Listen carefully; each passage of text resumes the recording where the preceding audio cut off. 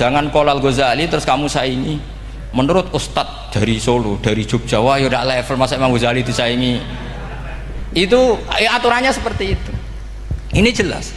Rasulullah sendiri yang ngendikan al-hajju arafah, bahwa syarat sahnya haji adalah wukuf, dan Nabi menyebut arafah. Tentu kita tidak pernah memperbandingkan apa yang disabdakan Nabi dengan yang jadi pikiran mereka itu. Kalau mereka alasannya karena orang bergumul di situ, di Mina, di Arafah, gara-gara waktunya sama, titiknya sama, terus terjadi kematian gini. Apa yang nggak wukuf di Arafah itu hidup semua. Itu kan kayak dalilnya orang rokok mari cepat mati. Oh, sing rokok ya mati. Orang-orang jil juga mati. Orang-orang liberal yang pikirannya katanya ingin menyelamatkan kehidupan juga pada akhirnya mereka mati. Mendingan mati di Arafah, keren di tanah suci. Ada beberapa ulama yang menghindari kata tafsir, karena makna tafsir itu memaknai atau menduga apa yang dikehendaki Allah. Tentu itu sulit. Satu, bahwa faktanya kita sudah tidak bisa komunikasi dengan Allah karena tidak ada wahyu lagi. Sehingga dari kehati-hatian ini pernah suatu saat Abu Bakar ditanya, ma makna abban fi qaulihi ta'ala wa faqihatan wa abba. Beliau menjawab, saya tidak lagi pantas hidup di atas bumi, di bawah naungan langit, jika saya mengatakan naqulu fil Quran, jika saya harus berpendapat tentang Quran apa yang tidak saya ketahui. Itu kehati-hatian yang dilakukan Sayyidina Abi Bakrin As-Siddiq. Tapi teori ini berbanding paradok, berbanding ekstrim, ketika bahwa Quran itu diturunkan itu sebagai hudan, sebagai petunjuk, kedua sebagai bayanan, sebagai penjelas. Dan ini yang saya yakini, kalau sebagai penjelas, Quran itu harus jelas sekali dan bisa menjelaskan. Dan Quran mensifati dirinya wal kitabil mubin, demi kitab yang memberi penjelasan. Sehingga dari sudut ini orang kafir pun mungkin memahami Qurannya. Dan menurut saya orang kafir pun bisa paham Quran. Kalau Ahok itu melintir Quran, tidak memahami Quran, paham? Senok harganya itu melintir Quran tapi tidak memahami Quran. Tapi bahwa Quran itu bisa difahami orang kafir itu ya. Logikanya gampang begini, kata Imam Syafi'i dalam kitab Ar-Risalah. Ketika Quran turun, itu pendengarnya itu udah ada yang muslim, belum ada santri Kewagian, nggak ada santri Lirboyo, udah ada santri Sarang. Pendengarnya itu non muslim. Nah ini sampai nangen-nangen, ketika Quran turun tuh pendengarnya muslim atau non muslim? Non muslim. Andai kan Quran itu turun tidak difahami orang kafir, maka lalu objeknya siapa, sasarannya siapa? Nah sebab itu akan aneh kalau kita yang mondok, misalnya ngaji Edkon, ngaji Alfiyah, ngaji Ulumul Quran, apa saja, kemudian Anda tidak paham Quran, padahal orang kafir saja bisa paham. Nah ini tantangan bagi kita. Sing kafir wis iso paham Quran, masa kita santri tidak paham Quran. Makanya begini, di antara awal-awal periode Makkiyah ada surat disebut Qul ya ayyuhal kafirun. Katakan Muhammad ya ayyuhal kafirun. Karena mukhotabnya atau lawan dialeknya Nabi adalah orang-orang apa? Kafir. Mereka paham ketika dijelaskan Quran, paham. Dan sebagian mereka menjadi mukmin karena paham. Itu termasuk isi makalah yang saya utarakan di sini. Mereka tanya, ya Muhammad, siflana robbak, amin dahabin, amin nuhasin, amin hajarin. Karena orang kafir jahiliyah itu punya tren, yang namanya Tuhan itu fisik. Mereka punya Lata, punya Uzza, punya Hubal.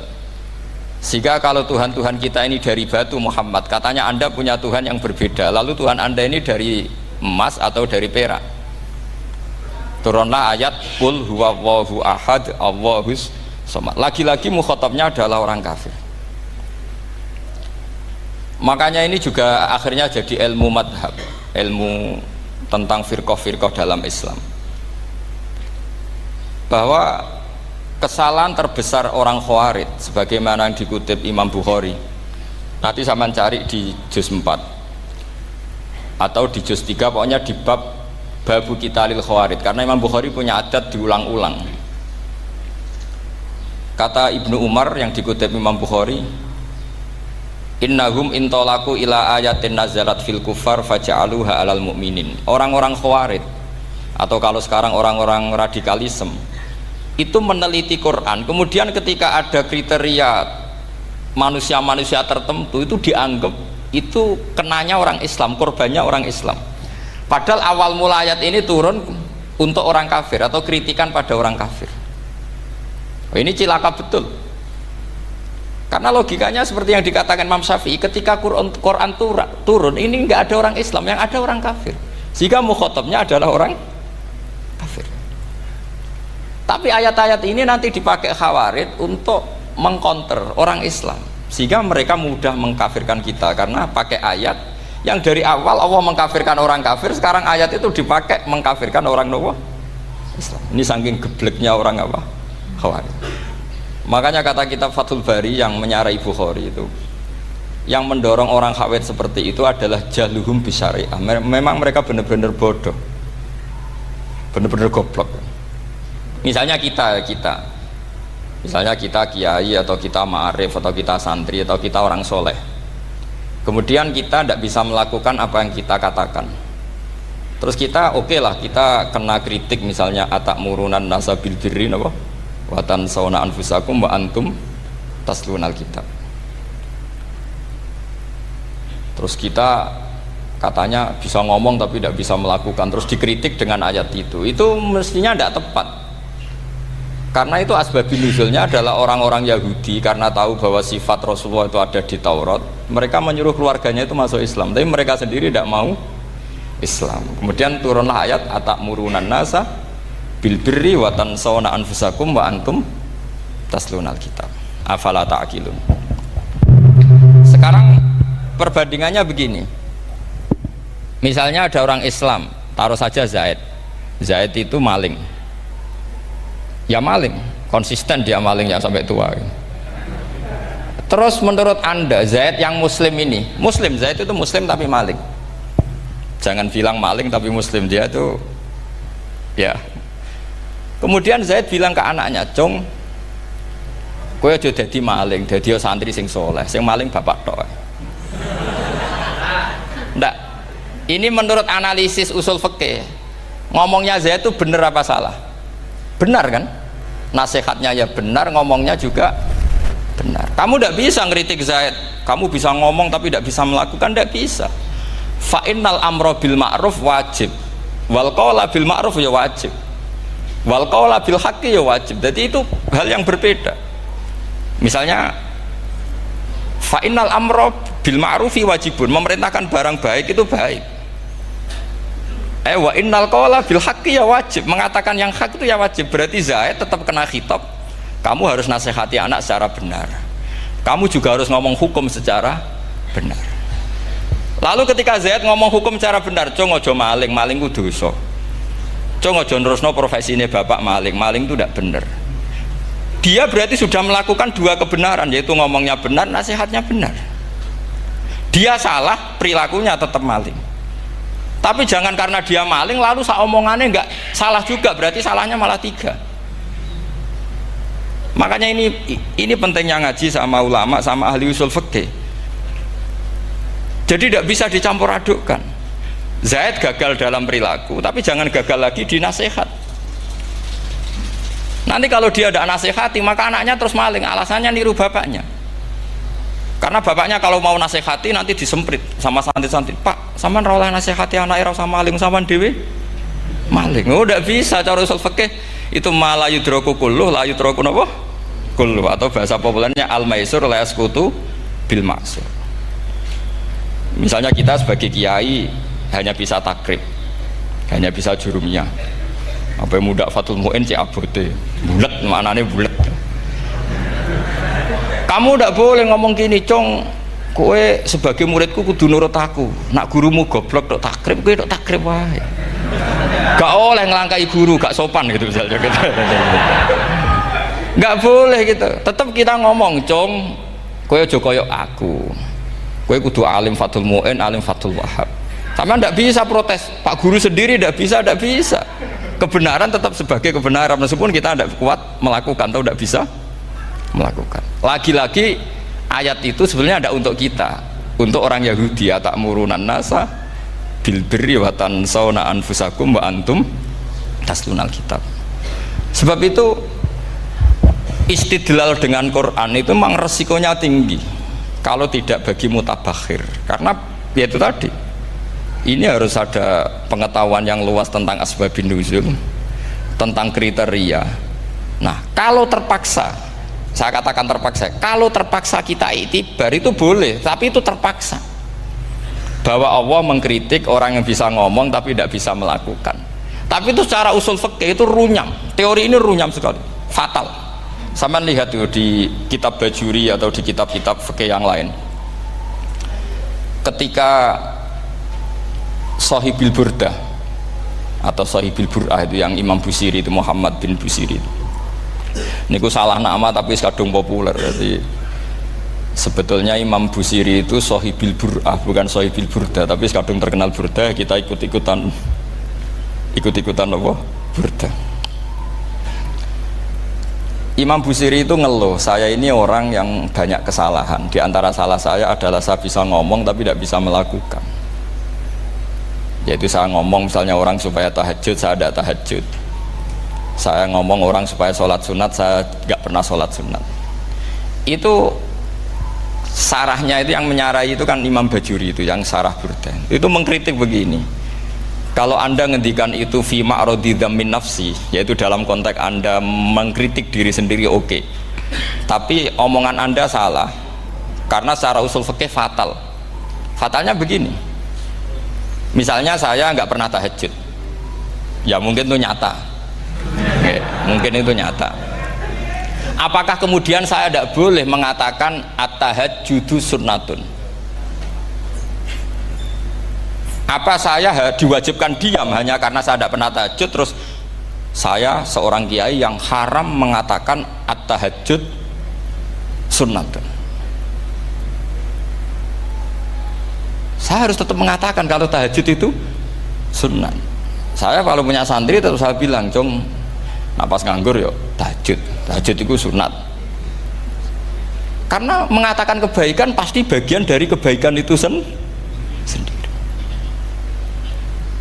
Makanya kata Imam Bajuri, fakaifa yakunul amru bil ma'rufi mazmuman. Bagaimana mungkin sesuatu yang jelas baik karena memerintahkan kebaikan mazmuman menjadi sesuatu yang tercela hanya karena yang mengatakan tidak melakukan. Fa innal fi'la ya amrun wal hukmu ya amrun akhar. Itu beda.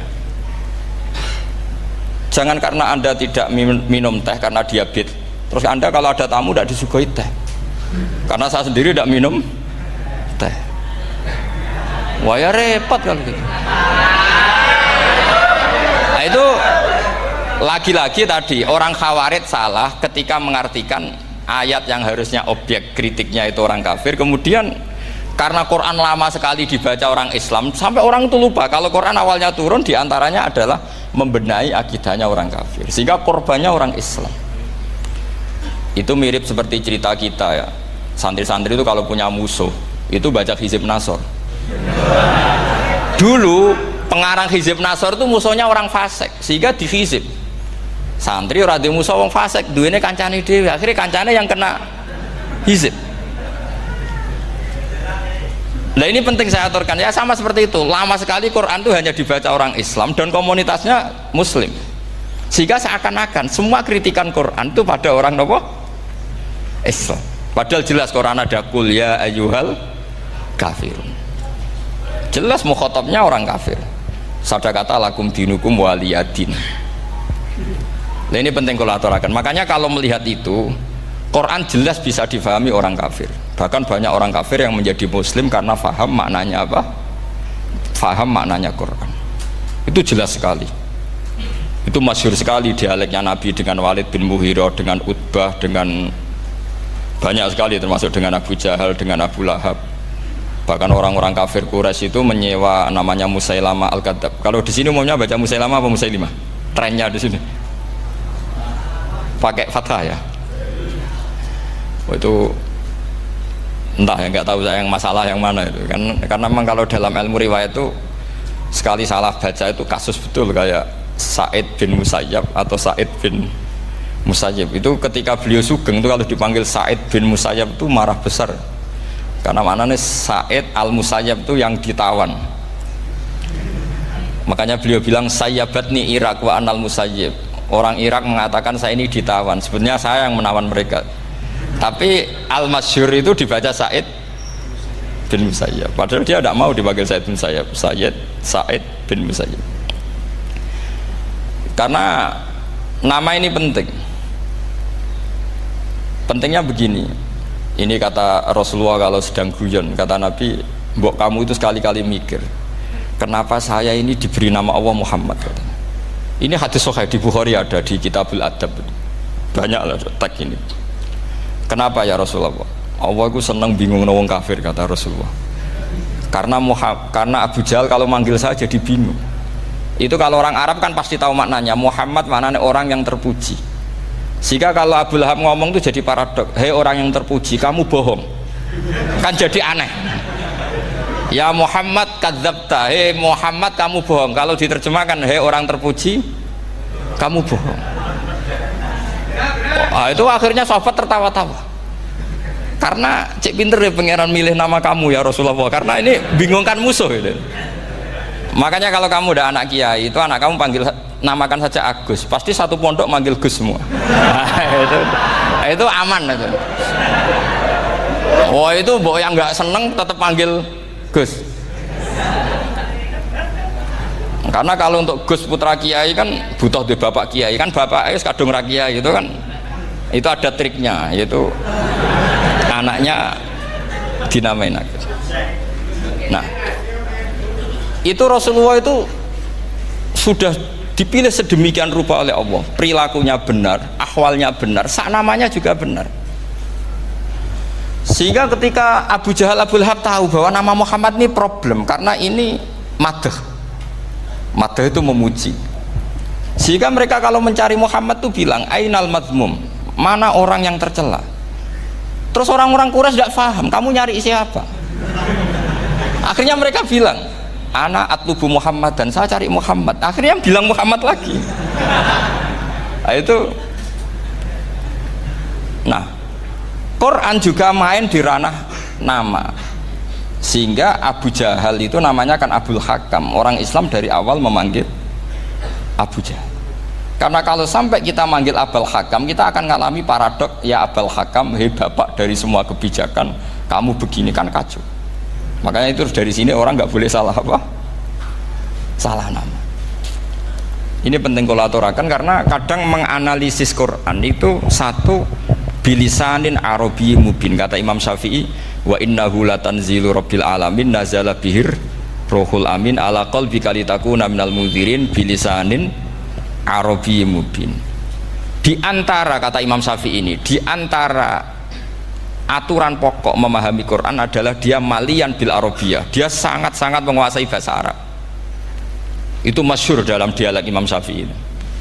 Saman kalau ngaji takrib atau Fathul Mu'in, syarat sahnya tayamum lil musafir itu apa? Tolabul ma, mencari apa? Air. Sampai kalau di takrib dicontohkan, kalau di tempat atas nyari ke bawah, kalau ke bawah nyari ke atas. Imam Syafi'i ditanya, kaifa taqulu bi syartit tolab, bagaimana anda berpendapat bahwa tolabul ma itu wajib untuk menjadi sahnya tayamum? Terus Imam Syafi'i faqara'a falam tajidu ma'an, kamu pergi kemudian falam tajidu ma'an, kamu tidak menemukan air.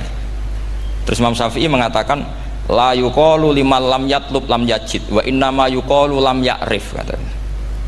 Orang yang nggak pernah mencari itu tidak bisa dikatakan lam yajid, tidak menemukan. Kalau belum mencari namanya tidak tahu. Padahal Quran bilang kamu pergi kemudian kamu tidak menemukan air. Tidak menemukan itu berarti harus mencari dulu, baru dikatakan lam yajid, tidak menemukan. Kalau tidak pernah mencari namanya tidak tahu. Hanya gitu tok tuh jadi ilmu bahwa tolabul ma itu wajib karena Allah mengatakan falam tajidu ma'an la yuqalu liman lam yatlub lam yajid wa innama yuqalu lam ya'rif. Orang dikatakan tidak menemukan berarti setelah mencari kemudian kesimpulannya tidak menemukan. Kalau belum mencari namanya apa? Tidak tahu. Nah, dari sini Imam Syafi'i istidlal wajib tolabul. Ini namanya malian bil arabiyah. Dia menguasai bahasa Arab. Begitu juga ulama-ulama sufi. Itu ada cerita Bayazid Al-Bustami itu ada muridnya baca ayat wasiqal ladzina taqaw rabbahum ilal jannati zumara. Orang-orang takwa itu digiring menuju surga. Itu dia nangis. Muridnya kaget. Ini guru saya tidak benar, ini ada cerita surga tapi dia malah nangis karena ayatnya itu digiring. Terus kata Abu Yazid, mereka itu di mana saja, masa ke surga aja butuh digiring? Ke surga itu kan nikmat, ngapain butuh digiring? Saya tidak mau, kata dia. Abu Yazid itu gak mau digiring ke surga, itu gak mau. Muridnya kan tambah kaget, memangnya mau neraka kan gitu pikirannya itu. Ternyata beliau jawabnya sederhana, saya pas itu sudah dekat sama Allah sehingga tidak perlu digiring. Kemudian saya sudah panitia kiamat pas itu, jadi nggak perlu digiring. Nah ini nanti penting jadi satu aturan ilmu ulumul Quran. Saya di rumah itu istiqomah ngajar Qawaidul Asasiyahnya Said Muhammad yang dulu ditulis abahnya Zubdatul Itqan oleh Said Alawi. Kemudian Zubdatul Itqan itu tentu dari kitab Itqan. Terus Said Alawi dulu ngarang kitab Faidul Khobir, sarannya Faidul Khobir sama Sayyid Muhsin Al-Musawab, dulu dari Padang tapi hidupnya di Mekah. Saya dulu talaki sama Mbah Mun. Itu ternyata ada ayatnya, innal muttaqina fi jannati wa nahar fi maq'adi sidqin 'inda malikim muqtadir. Sekarang sampean saya tanya, menurut Anda semua orang kena hisab enggak? Enggak, sampean jawab saja. Menurut Anda ketika di mahsyar semua orang kena hisab apa enggak? Pasti kita menjawab iya. Tapi kata Said Muhammad itu keliru. Enggak kebayang orang seperti Nabi kena hisab. Pasti yang kena hisab itu orang-orang yang enggak jelas. Nah, misalnya Nabi jelas baiknya, harusnya ya langsung nggak kena hisab. Karena tidak mungkin seorang saksi kok diaudit, tidak mungkin. Lo saksi itu di pengadilan kan nggak tersangka, nggak terdakwa, dia tidak boleh diintervensi oleh hakim.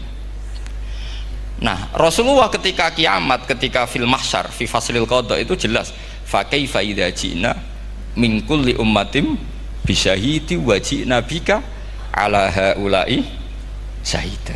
Rasulullah sudah dekat Allah, pas mahsyar itu ada Allah, ada Rasulullah, ada Jibril.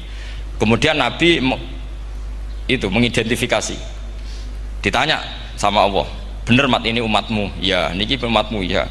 Kalau yang enggak jelas ya Nabi lama jawabnya. Makanya kamu jangan jadi orang enggak jelas. Nah, itu kalau sekali enggak jelas itu Nabi lama sekali jawab. Nah, artinya begini, yang kena hisab itu meskipun kata Said Muhammad, meskipun Dhahirul Quran itu menetapkan asbata umumal hisab, tapi zahirnya Quran yang sama juga menafikan hisab. Itu karena nggak mungkin, nggak kebayang kita malaikat berani menghisab afdalul khalqi. Sama bisa bayangkan malaikat mengaudit Rasulullah SAW. Ahabbal khalqi ilallah. Kepen cilaka mencit ya. Wong jajar Allah kabeh dinten audit sudah indah. Fa kaifa idza ji'na min kulli ummatin bisyahidi wa ji'na bika ala haula'i syahida. Lalu mungkar nakir juga sama. Sampean bisa bayangkan mungkar nakir tanya Nabi Muhammad. Tesnya susah. Karena kalau Rasulullah terus ditanya, "Waman nabiyuka?" Wah, itu kan bisa kiamat itu.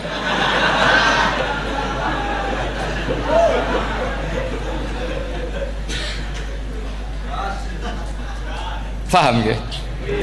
Makanya kata Said Muhammad, ini kan teman-teman tanya, biar carane alim tafsirnya saja, sarannya satu hafal Quran, dua hafal Sahih Muslim, tiga semua orang sudah mati, tinggal kamu yang alim. Nah, itu, oh itu mesti aman itu.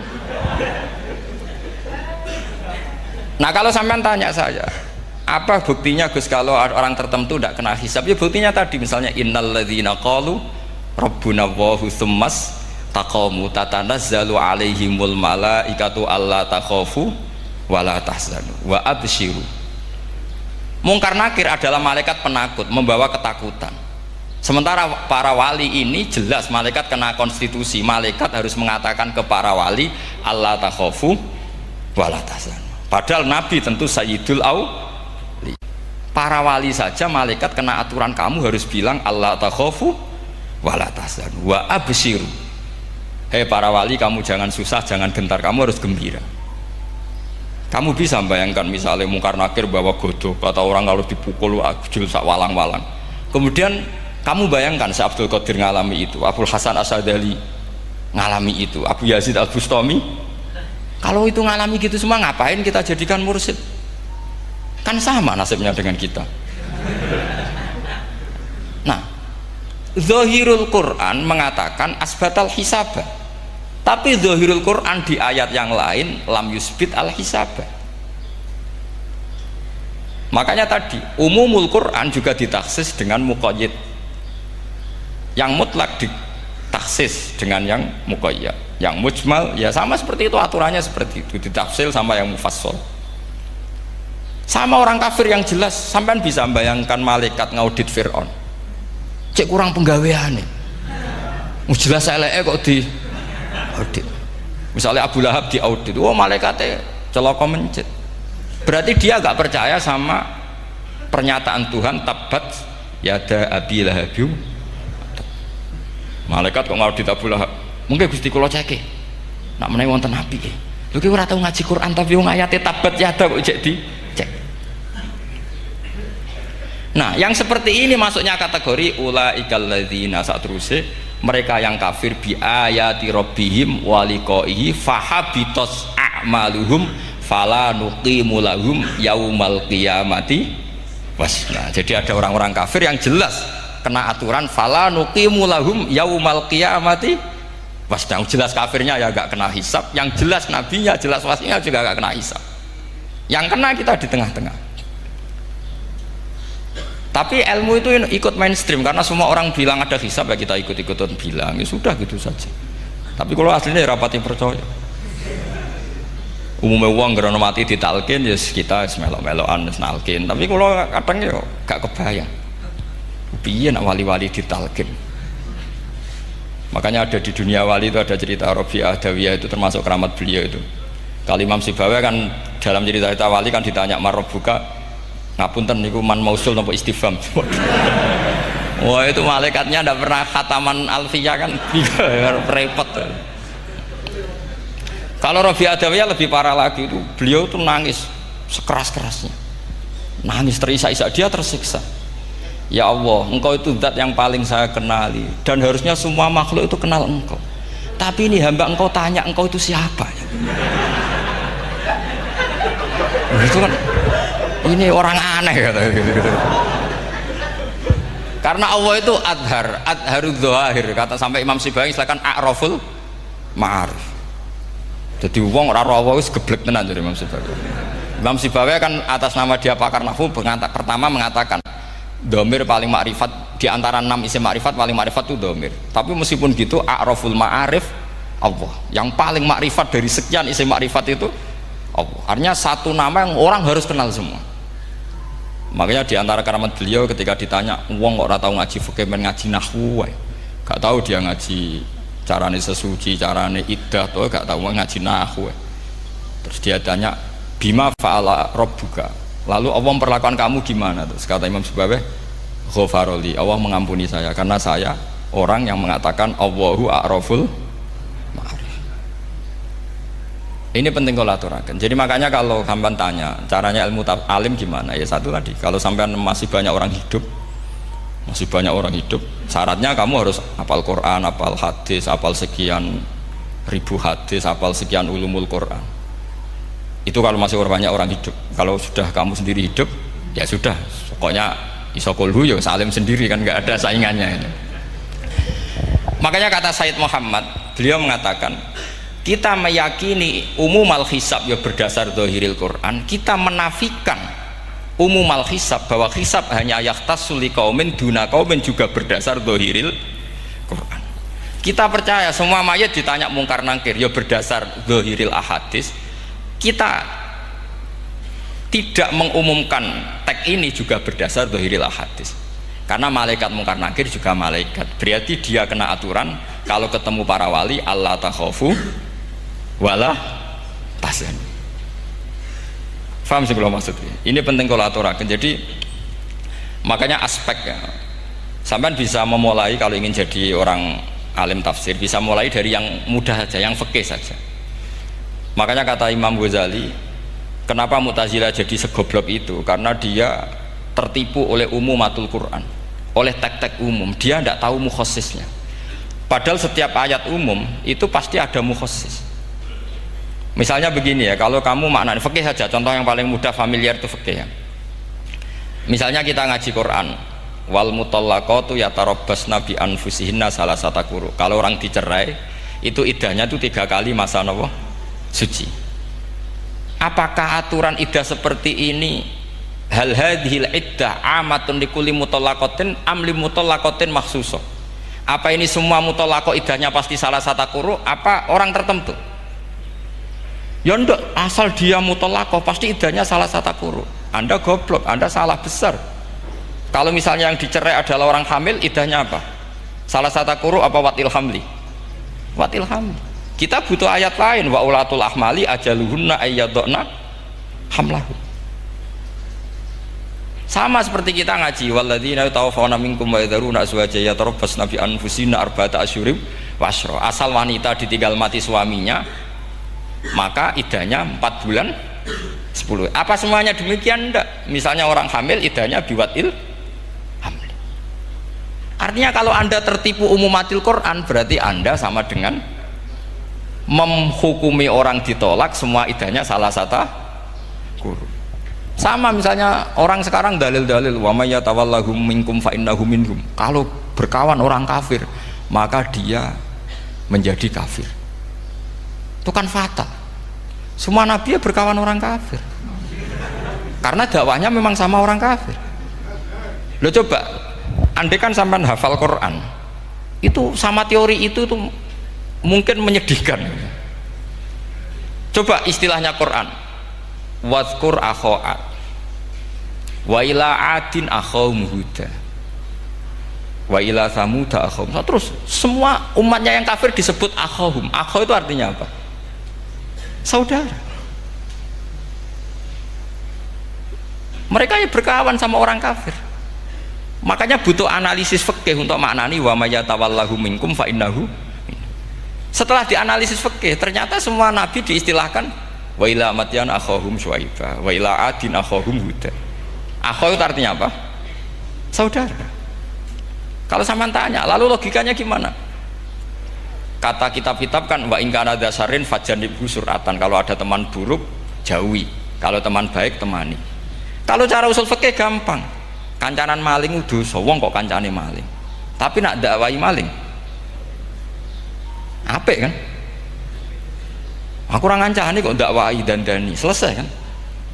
Ngancani maling elek, nak dakwai maling apik. Demenan rondo elek, nak didik apik kan, itu seperti itu.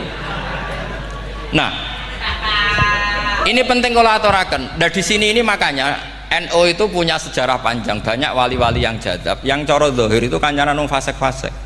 Orang syariat bingung, ini wali kok berteman orang fasik. Ya kalau kamu bahasakan teman ya masalah, kalau kamu bahasakan ini binaan. Enggak, sama jawab saja. Kalau dibahasakan teman masalah enggak? Masalah kan? Tapi kalau dibahasakan itu binaan, selesai kan? Sama, Nabi berkawan orang kafir itu tidak karena berkawan, itu binaan Nabi. Memang Nabi itu jadi Nabi, objeknya adalah mengislamkan orang kafir. Ya berlama-lama Nabi dialek dengan mereka, muasyarah sama mereka. Bahkan Nabi diharuskan bersikap baik sama mereka. Itu yang disebut fabima rahmatim minallahi lintalahum walau kunta fadzan ghalidhal qalbi lan faddu min haul. Tapi sekarang itu orang sudah tidak pakai ilmu. Orang-orang radikalisme itu nggak pakai usul fikih. Pokoknya kalau ada ayat terjemahnya gini ya sudah itu jadi madhab. Akhirnya kecelakaan seperti ini. Pokoknya kalau ada ayat faqtulul musyrikina haitsu wajadtumuhum wa khudhuhum wahsuruhum waq'udu lahum kulla marsad. Sudah hafalnya ayat itu saja. Dia tidak mau ngapalkan misalnya qatilul ladzina yuqatilunakum. Ada ayat lagi wa akhrijuhum ya min haitsu akhrajukum. Sehingga ulama kita membagi kafir itu ada harbi, kita musuhi, ada zimmi, ada muahad, ada musta'man. Itu ulama karena tahu tidak semua orang kafir itu harbi, tidak semuanya zimmi, tidak semuanya muahad, tidak semuanya musta'man. Kalau harbi oke, kita perang, kalau zimmi ya kita bina, kalau muahad ya sesuai perjanjian kita, kompensasinya apa, MOU-nya kayak apa. Tapi apalnya mereka ayat satu tema. Nah celakanya kita yang ngaji di pondok-pondok yang katanya spesialis ingin alim tafsir, apalnya ya satu ayat juga. Wah itu kan satu ayat versus satu ayat, itu ngeri. Makanya kalau sampean tanya saya, ini katanya di acara ini sampean tanya gimana caranya jadi ahli tafsir, saya jawab gampang. Caranya itu hafal Quran, hafal hadis, terus hafal ulumul Quran. Ya misalnya Nadoman ya Faidul Khobir lah, kalau kitab Nasar ya minimal itu setengah lanya itkon lah, kalau nggak lanya-lanya amat ya agak lanya. Karena kitab tafsir itu gampang, teorinya itu mudah sekali.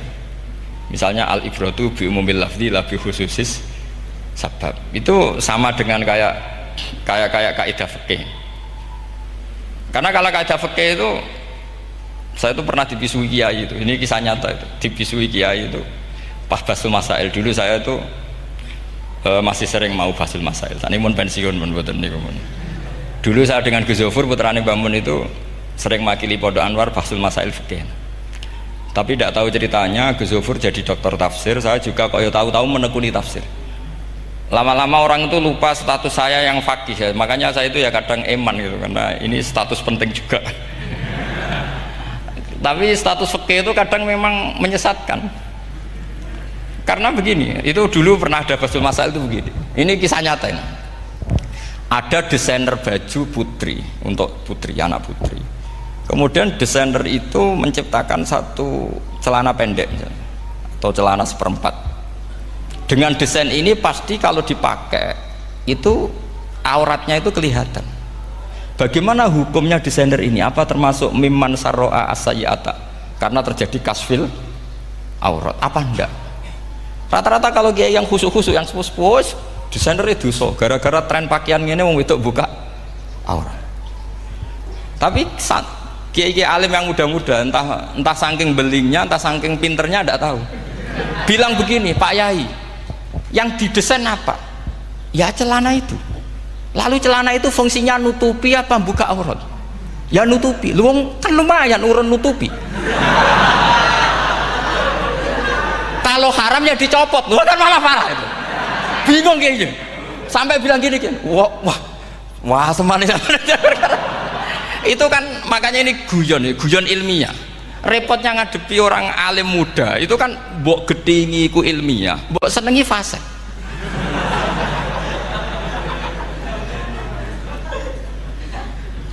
Ketika kiai yang khusyuk tadi tak tanya, kalau desainer katok seperapat,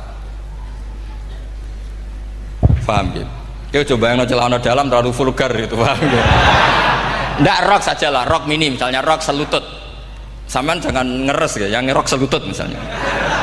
Rok selutut itu desainernya kena hukum haram enggak? Sampean jawab saja.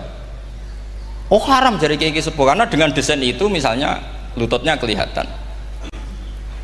Tapi pertanyaannya kiai muda saya masih ingat betul, saya tanya.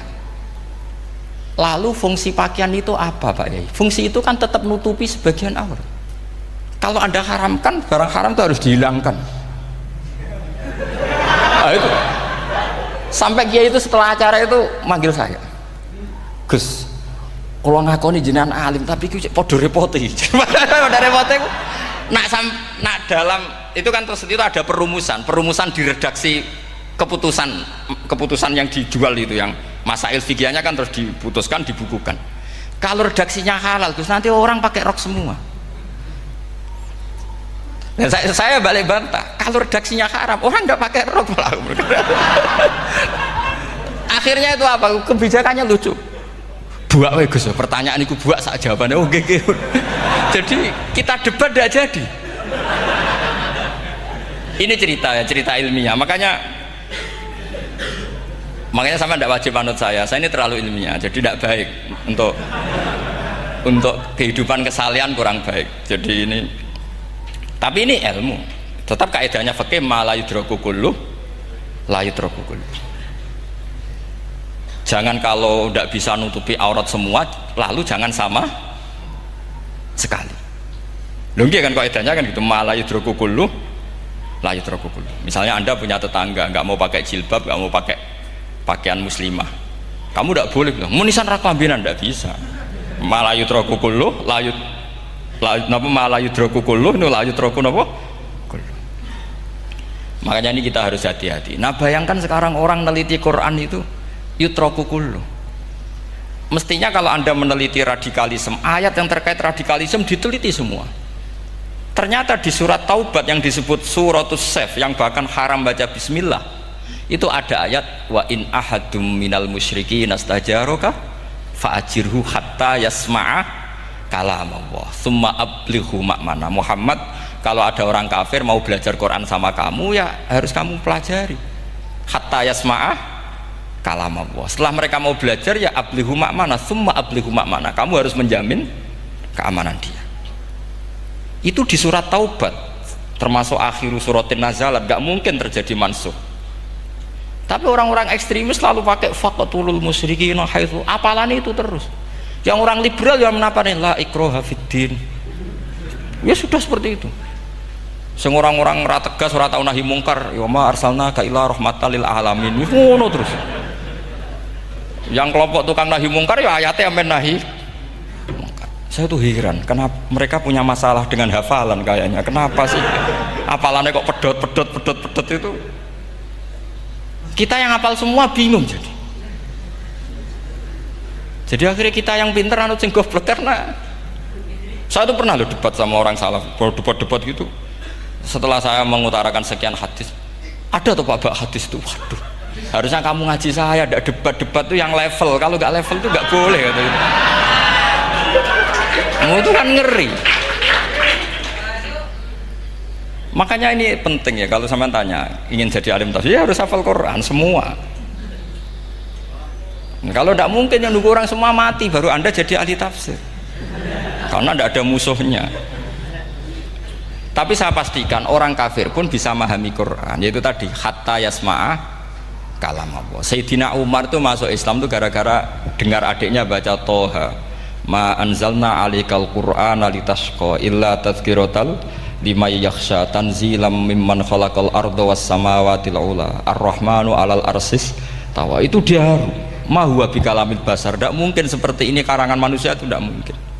Akhirnya dia Islam. Banyak orang Islam karena diperdengarkan Quran, karena memang notnya sudah unik, makna kualitasnya juga sudah unik, semuanya itu unik, indah. Sampai sekarang pun orang kafir itu orang paling tahu Quran. Makanya Allah mensifati orang kafir itu hasadam min indi anfusihim mim ba'di ma tabayyana lahumul haq. Sekarang sama saya tanya, orang sing tabayyana lahumul haq itu orang faham apa orang tidak faham? Mereka orang kafir itu mengingkari Quran, padahal mim ba'di ma tabayyana lahumul haq, setelah kebenaran nyata bagi mereka. Nyata bagi mereka artinya orang kafir faham apa tidak faham? Faham. Cuma mereka punya penyakit hasadam min intianus. Mereka juga kalau ada ayat tentang ahkam yang memberatkan, mereka bilang i'ti bi Qur'anin ghairi hada au badil. Muhammad harusnya jangan tema itu yang diangkat, buat cari Quran yang lain yang enggak tema itu. Mereka sampai memilih tema itu karena paham apa karena tidak paham? Karena paham. Makanya di makalah saya pastikan ngaji tafsir itu gampang, karena orang kafir pun bisa. Kalau kasus Ahok itu bukan paham itu melintir, beda, paham sama melintir itu beda. Itu diterjemah kemenang tuh jangan mengangkat kawan orang Islam, bukan ngangkat pemimpin. Ya likanya emang kalau ngangkat teman saja tidak boleh, apalagi ngangkat pemimpin. Fatal mana berteman sama orang salah sama ngangkat. Saman kancanan maling ini apik nak menawa ngandani terus ngangkat, "Hei maling ke pimpinanku." Parah mana? Parah mana?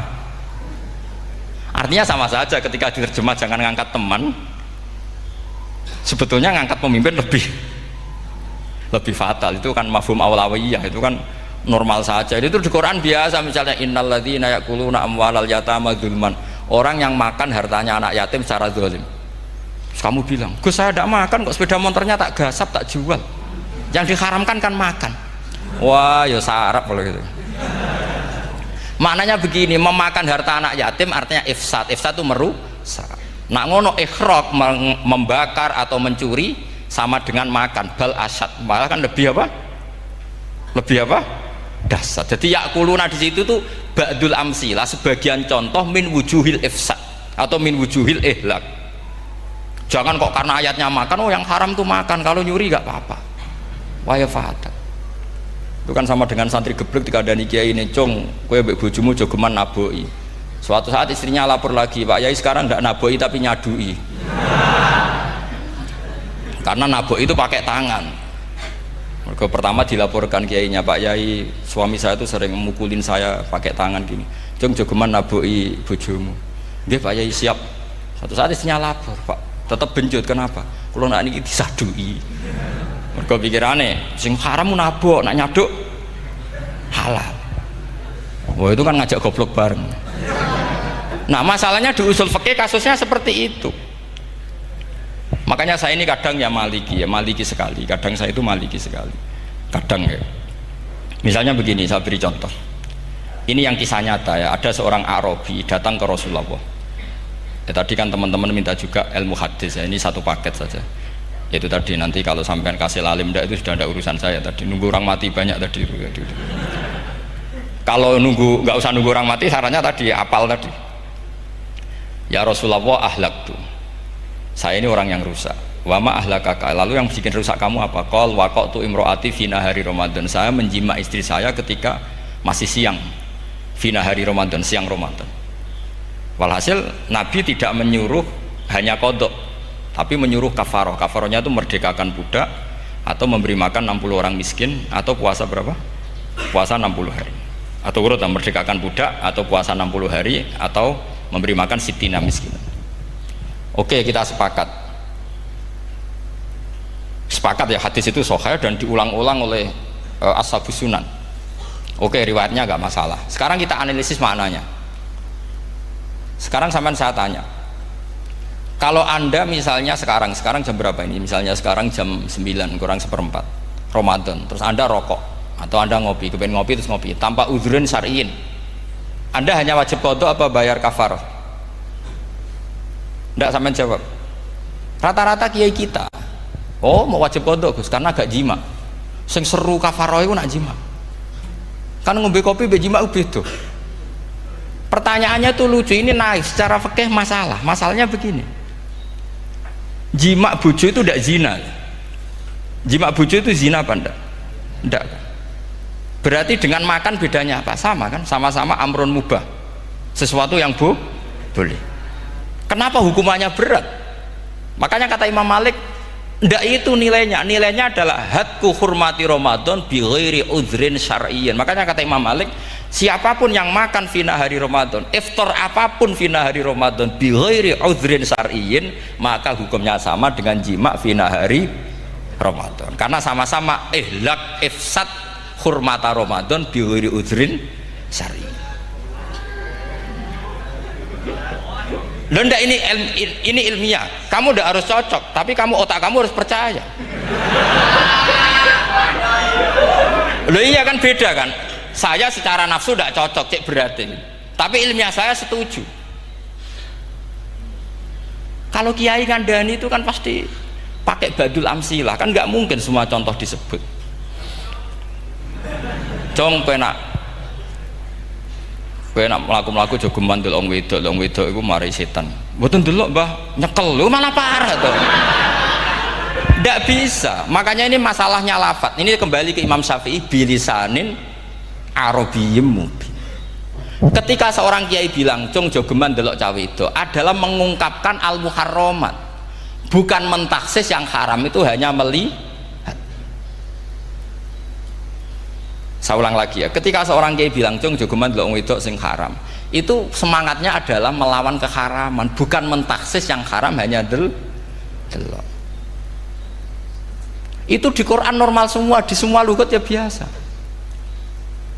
Itu kan sama seperti misalnya seorang mbah ngasih uang cucunya, "Cung, tak kei duit 100.000. Cung nggo tuku es." Terus kowe muni ngono. Nah ragu tuku es haram iki kan ngongkone tuku es. Lah kepen putumu mati kan nyeben 100.000 nggo tuku es. Ya mulai dulu istilahnya nak mbah ngekeki putu cung 100.000 nggo tuku es. Cara wong kuno. Nah, maksudnya itu pokoke umume cah cilik senane es dimun nyebut. Ya sudah seperti itu. Sama seperti Quran menghentikan begini. Ini memang salate yang fikih dulu, yang pokok-pokok. Di antara yang enggak boleh dikawin adalah wa antasma'u bainal ukhtaini illa ma qad salaf. Kamu enggak boleh menikahi Sri dan Zainab, kakak beradik. Sudah sepakat nggih? Fi nikahin wahid enggak boleh al jam'u bainal ukhtain. Jadi mbaknya kamu kawin, adiknya kamu kawin fi nikahin wahid. Tapi nak ngeduni boleh, berarti kan dengan waktu yang berbeda. Quran hanya menyebut itu. Kemudian Rasulullah zaman Sugeng itu hanya nambahi wala binal mar'ati wa ammatiha wala binal mar'ati wa kholatiha, juga agak boleh menikahi ponaan plus buliknya, baik bulik dari bapak yaitu ammah maupun bulik dari ibu disebut apa? Kholah. Kemudian ulama fikih merasa ada yang kurang, ditambahi lagi. Dua perempuan yang andekan yang satu itu lelaki kok haram nikah, berarti haram jam'u fi nikahin wahid. Misalnya cucu rabibahnya boleh enggak? Enggak boleh kan? Berarti kalau sampai mengumpulkan cucu dan bahnya fi nikahin wahid juga enggak boleh. Tapi orang yang waras itu tidak akan nyalahkan Quran ketika tidak lengkap.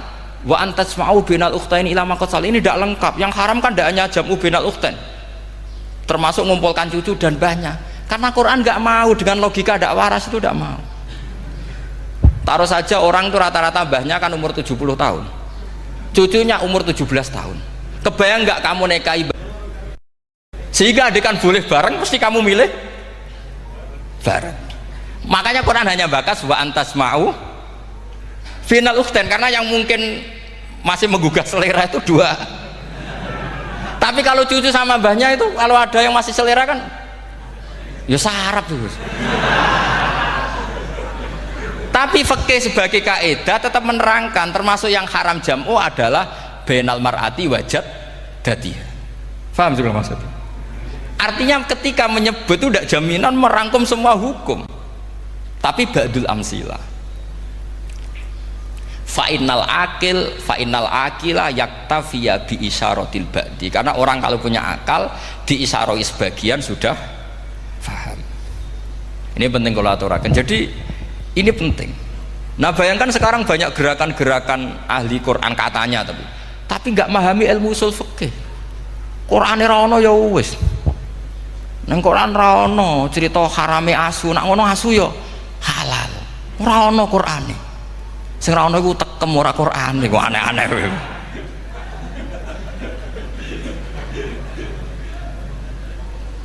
Itu kan sama. Terus sampean misalnya tadi jam 09.00 Ramadan tambah udhurin syariyin terus mangan mie rokokan, itu kan melecehkan Ramadan biguri udhurin syariyin, karena melecehkan hurmata Ramadan kena sanksi separah itu. Jangan kamu terus bilang tapi Nabi hanya bilang masalah jima fi nahar Ramadan. Jima istri itu hukumnya itu tidak zina, hukumnya itu mubah, sama dengan makan. Ini cara madhab Maliki, tapi kita alhamdulillah madhab Syafi'i. Ya itu masalahnya. Berhubung itu menguntungkan sami'na wa ta'na. Nah, itu. Tapi saya sendiri dalam konteks ini, saya itu ya sangat-sangat Syafi'iyah, sangat-sangat Syafi'iyah. Dalam banyak hal sangat-sangat Syafi'iyah. Tapi dalam banyak hal kadang-kadang saya ya Maliki. Nah, itu kan kalau sampean tanya kenapa gitu, ya hikmahnya baca banyak saja. Karena yang Syafi'i itu ya karena bacanya hanya Syafi'i, itu bukan fanatik, itu keterbatasan. Jadi itu beda, itu namanya tidak fanatik, itu keterbatasan. Itu beda sekali. Jadi kita harus ngaji yang banyak. Saya itu termasuk utang ya sama Imam Syafi'i itu baca kitab Ar-Risalah. Itu kitab yang kadang satu ulama baca sampai 500 kali. Yaitu Imam Syafi'i itu dalam kitab Risalah itu begini, ini termasuk ulumul Quran yang paling penting. Muqaddimahnya begini. Wan nasu sinfani min awalil amri. Wan nasu sinfani. Ketika Rasulullah datang membawa Quran itu manusia hanya ada dua. Al kuffar sing dari jenis ahli kitab dan kuffar dari jenis yang tidak ahli kitab. Bahkan tidak ada orang Islam zaman itu. Pertama Nabi jadi Nabi itu adakah pendengar yang Muslim? Kan tidak ada. Semuanya ahli kitab. Makanya susah kalau Quran kamu analisis korbannya orang Islam tuh, kata Ibnu Umar tuh lucu. Dulu tuh mukhotobnya tuh orang kafir, jelas kuliah ayuhal kafir.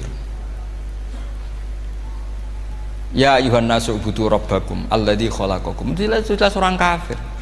Karena orang Islam nggak mungkin dikhatabi ubudu rabbakum. Makanya Imam Suyuti kalau nafsiri itu ngeper ubudu rabbakum wahiduhu.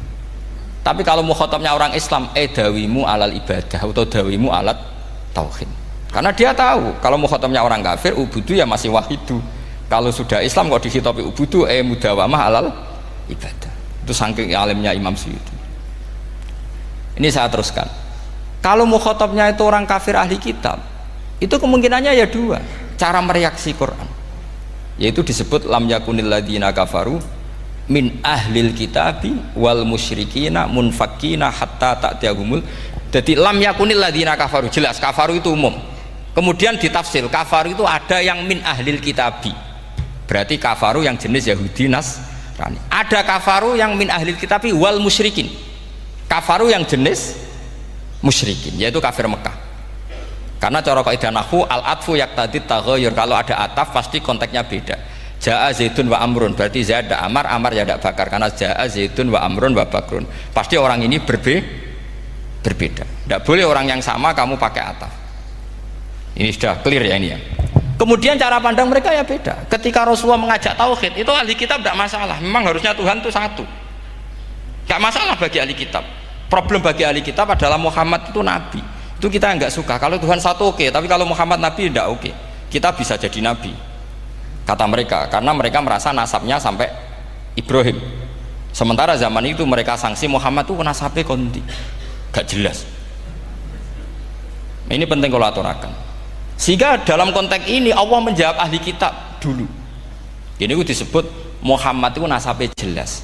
Ini itu fihi ayatum bayinatum maqamu Ibrahim. Ini saya dengarin. Ibrahim itu jelas pernah ke Mekah. Bukti Ibrahim pernah ke Mekah adalah jejak kaki Ibrahim di makam apa? Makam mereka, artinya buatan kuburan, buatan jejak kaki Ibrahim ketika bangun Ka'bah. Fihi ayatum bayinatum maqamu Ibrahim. Pun. Kalau Ibrahim pernah di Mekah, artinya beliau pernah nikah di Mekah. Paling tidak punya dzurriyyah di Mekah. Ini gua Ismail dibawa ke Mekah. Jelas ayatnya wa id yarfa'u Ibrahimul qawaida minal baiti wa Ismail. Ini dengarin ya. Sebab itu saking alimnya berjanji itu beliau tahu betul masalah utama Rasulullah Muhammad adalah disangsikan nasabnya. Sebab itu kitab berjanji pertama cerita setelah dia alhamdulillah macam-macam awalu ma'anab tadi saat terus dia bilang wa ba'du fa'akul huwa Muhammad bin Abdillah bin Abdil Muttalib. Saat terus ya wa ba'du wa Muhammad bin Abdillah bin Abdil Muttalib wasmu syaibatul hamdi humidat khisaluhus saniyah. Saat terus Ibnu Qusayn, saat terus summiya bi Qusayn litaqasi fi biladi qudu'atal qasiyah. Karena dia tahu yang masalah bagi Rasulullah itu adalah masalah nasab bagi mereka loh, bagi mereka yang kafir. Terus beliau ngendikan ditutup wa adnanu bila raibin indadawil ulumin nasabiyah ila dhabihi Ismail nisbatuhu wa mun. Jelas saya Adnan itu pasti puter cucu-cucunya Nabi Ismail. Karena orang Yahudi yang disoal Muhammad itu, kamu itu siapa kok tahu-tahu Nabi? Kamu orang Arab itu tidak pernah ada Nabi. Yang Nabi itu normalnya orang Israel, yaitu turunan Yahudi, karena Yahuda bin Yakub bin Ishak bin Ibrahim. Akhirnya Allah membuktikan fihi ayatum bayinatum maqami. Bukti kalau Ibrahim pernah di Mekah adalah jejak kakinya di Mekah, itu dekat Ka'bah. Ini jawaban Allah yang tentang ahli kitab, karena sudah jelimet. Ada ilmu ansab, ada ilmu nasab, ada polemik kitab samawi. Kalau kafir Mekah ini goblok-goblok. Ketika Rasulullah pakai teori tauhid, orang kafir Mekah itu saking gobloknya bilang gini, Muhammad, kita ini urusannya banyak, utang kita banyak, kasus saya banyak, kok Tuhannya satu itu tidak cukup. Yaitu mereka mengatakan aja'alal alihata ilahau wahida inna hadza la syai'un ujab. Bagaimana Tuhan hanya satu? Urusan kita banyak, masalah kita banyak. Tuhan nggak boleh satu, harus banyak. Sejumlah urusan kita. Ada Tuhan BPKB, Tuhan macam-macam lah. Ada Tuhan kredit, Tuhan kas, macam-macam lah kan. Sesuai sebanyak urusan kita. Mereka tanya aja alal alihata ilahau wahida. Masa Tuhan satu? Inna hadza la syai'un ujab. Ini aneh. Tapi Rasulullah dengan sabarnya. Kalau yang seperti ini Allah menjelaskannya beda dengan yang pertama, karena tadi orang kafir itu bisa min ahlil kitab, bisa wal musyrikin. Lam yakunil ladzina kafaru min ahlil kitab. Ada yang wal musyrikin. Semuanya ini tidak pernah munfakina hatta ta'tiyahumul bayyinah. Mereka tidak pernah tercerabut dari pikiran mereka, dari mainstream mereka sampai ada bayyinah. Bayyinah itu kejelasan kebenaran atau benar yang begitu jelas. Itu siapa? Rasulun minallah yatslu suhufam mutahhar. Akhirnya Nabi sabar. Saking sabarnya Nabi itu ngomong gini, ya di khalayak umum, mukhatamnya ya kafir semua. Hei saudara-saudara kami suku Quraisy, kita ini sebangsa. Nabi tanya, Muhammad, ajaran kami itu benar karena kamu itu orang yang kita percaya, tapi kali ini anda aneh karena ngajak satu Tuhan. Itu tidak mungkin, urusan kita banyak, satu Tuhan juga mungkin. Tuhan harus banyak. Kita punya 3 aja kurang banyak kan, hanya punya Lata, Uzza, Hubal. Rasulullah dengan sabarnya ngendikan gini, hei kaumku, kalau kamu jadi pembantu, jadi buruh, senang mana punya majikan banyak sama majikan satu. Kalau majikannya banyak itu perintahnya beda-beda, seleranya beda. Semua harus kamu lakoni, semua harus kamu taklui karena kamu harus nurut. Wah ya repot mat kalau di majikan banyak, oh ngerepoti mesti. Rasulullah tinggal nimpali, Tuhan kamu itu majikan kamu. Kalau Tuhannya banyak, perintahnya ya banyak, seleranya beda-beda. Kamu bingung nggak? Wah ya bingung, ya sudahlah mat satu aja. Akhirnya mereka masuk Islam. Lah itu disebut Nabi itu fatona, punya kecerdasan artikulatif. Kalau menjelaskan itu masuk akal. Lah itu disebut dorobawahu matalar rojulan fihi syuraka'u mutasyakisuna wa rojulan salamal lirojul hal yastawiyani masalah alhamdulillah. Nah ini penting. Allah membuat satu perumpamaan bagaimana ada satu pembantu yang punya majikan banyak, yang berbeda-beda seleranya, berbeda-beda perintahnya. Dengan kalau hanya satu majikan, apakah sama? Mereka jawab tidak sama, enak punya satu majikan. Begitulah Tuhan kamu, harusnya satu. Jadi artinya gini, kalau kamu ngaji ulumul Quran, kamu harus tahu ini khitab ke kafir. Kafir yang mana? Ahli kitab atau kafir yang musyrik. Nah sekarang tidak tahu lagi, pokoknya kafir. Makanya kalau orang berdebat mereka itu tidak goblok meneh. Waduh. Makanya sama tidak usah ketularan goblok, sing pun gimpun sing wis goblok ora usah ditambahi mun kathah dan ini pun niku. Ya karena kita ngaji jelas Qur'annya kan lam yakunil ladzina kafaru itu masih ada min lil bayaniyah atau min li bayanil jinsi. Kafaru itu sapa? Siji min ahlil kitab, 2 kafaru sing wal musyrikin. Dua-duanya tidak pernah munfakina hatta ta'tiyahumul bayyinah. Mereka tidak akan tercerabut dari pikirannya sehingga ada bayyinah. Bayyinah itu siapa? Rasulun minallah yatslu sufam. Nah, ketika Nabi menjelaskan asal usul nasabnya bahwa Sayyid Adnan itu ila Ismail, Ismail jelas putra Nabi Ibrahim, mereka terus baru iman karena ada fihi ayatum bayyinatum maqamun apa Ibrahim. Ya jadi saya kira demikian. Nanti kan akhirnya jam pinten teman.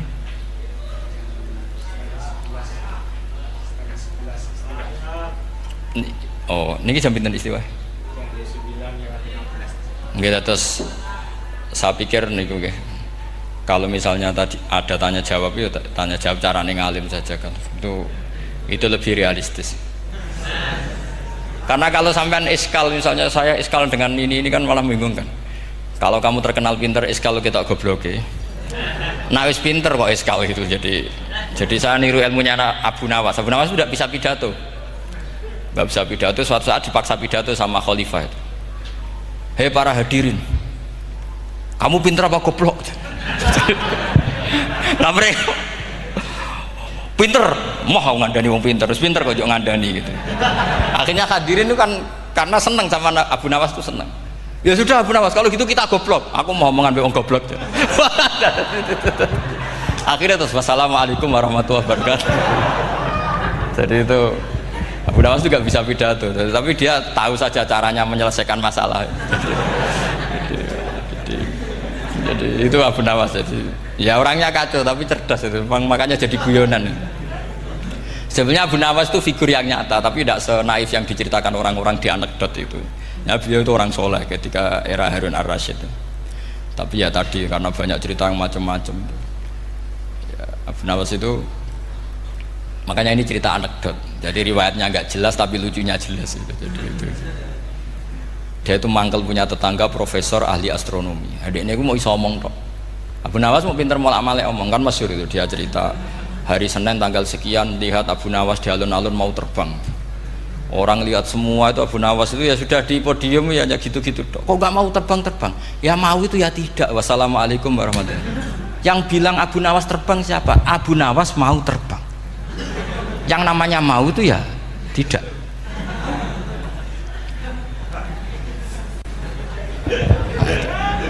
Pernah dia itu lomba sama Harun ar-Rasyid. Siapa paling banyak pengunjung rumahnya di alun-alun. Harun Rasyid bikin khemah, dia bikin khemah. Tentu cerita ini bohong, yakini ini bohong, makanya ini bohong tenang. Makanya ini anekdot, hanya guyonan. Harun Rasyid karena dia raja itu ada apel, ada makanan macam-macam. Ya tentu pengunjungnya banyak. Batas akhir itu penilaian jam 12 malam. Abu Nawas tenang, satu pun nggak ada pengunjung, nggak ada makanan, nggak ada apa. Pas jam 12 rumahnya dia, kemahnya dibakar, orang ke dia semua. Tit menang dia karena jumlahnya. Bahkan Harun Rasyid itu datang ke kemahnya dia karena lombanya kan pengumpulan massa terbanyak tit jam 12. Harun Rasyid pikirannya santri ya guys sugoi jajan gak mesti teko, pikirannya gitu.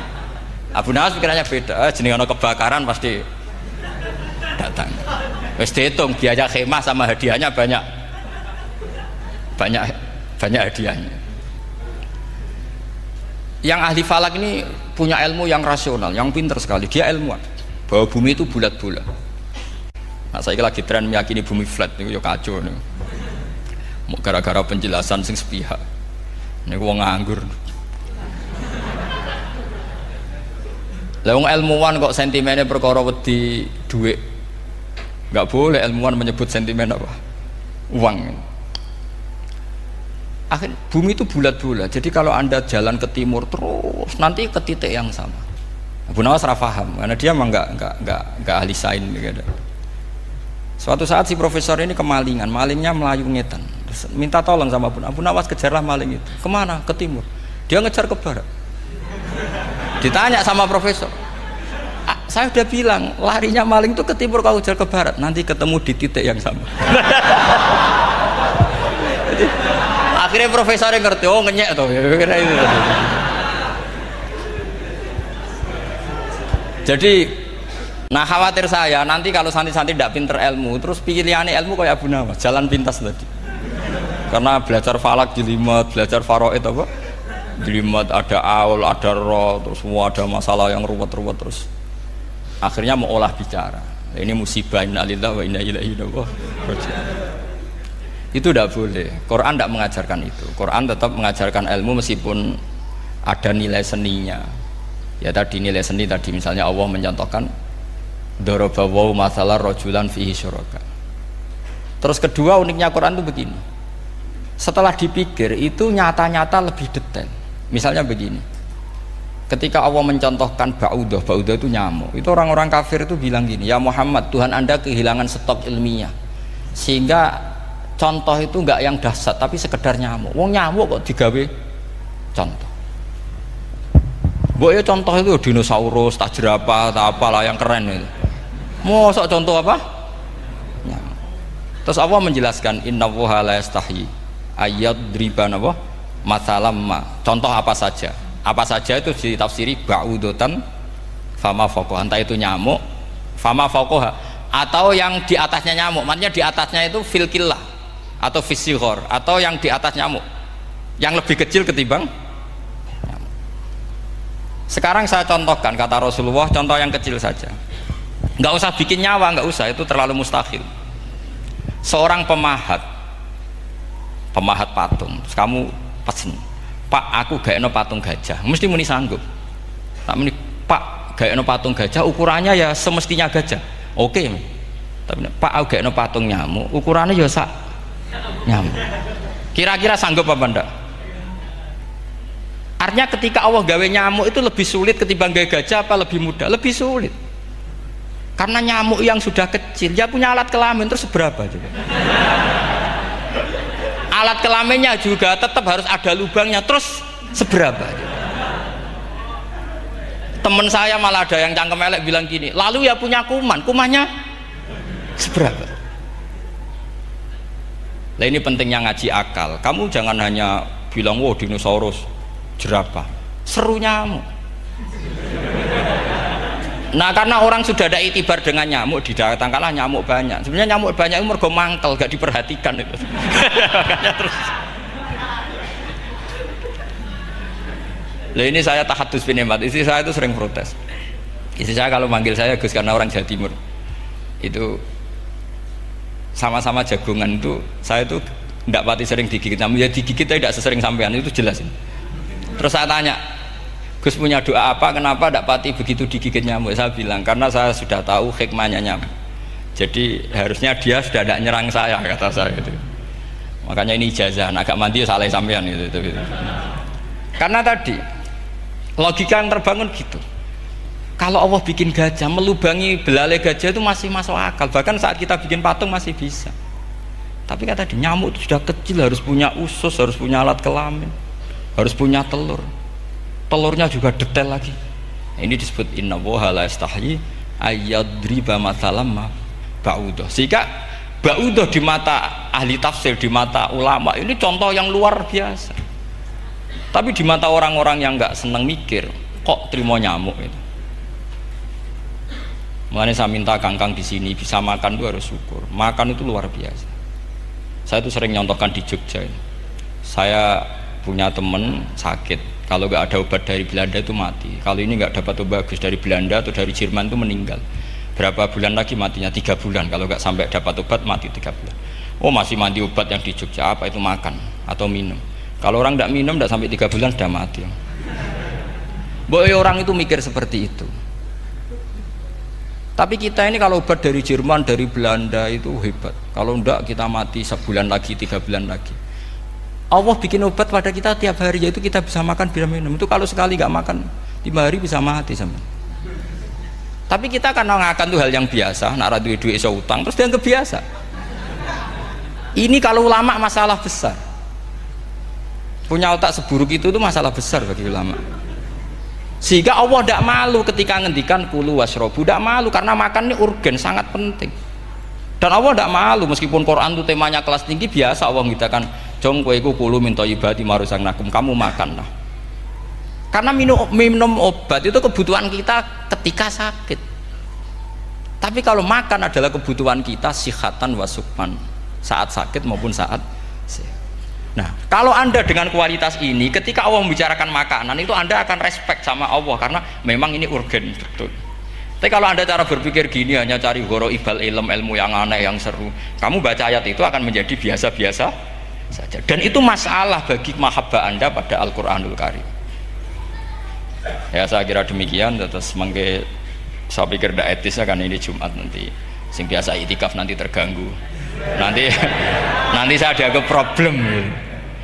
Ya kalau ada tanya jawab ya saya mohon tadi ya, karena ini zaman akhir saya memang butuh sekali. Kenapa saya mau datang? Satu, hormat Kiai Hanan. Dua, saya memang ingin banyak mufassir lagi, jangan hanya lewat baca terjemah kemudian merasa menjadi ahli apa? Quran atau ahli tafsir. Itu musibah besar itu.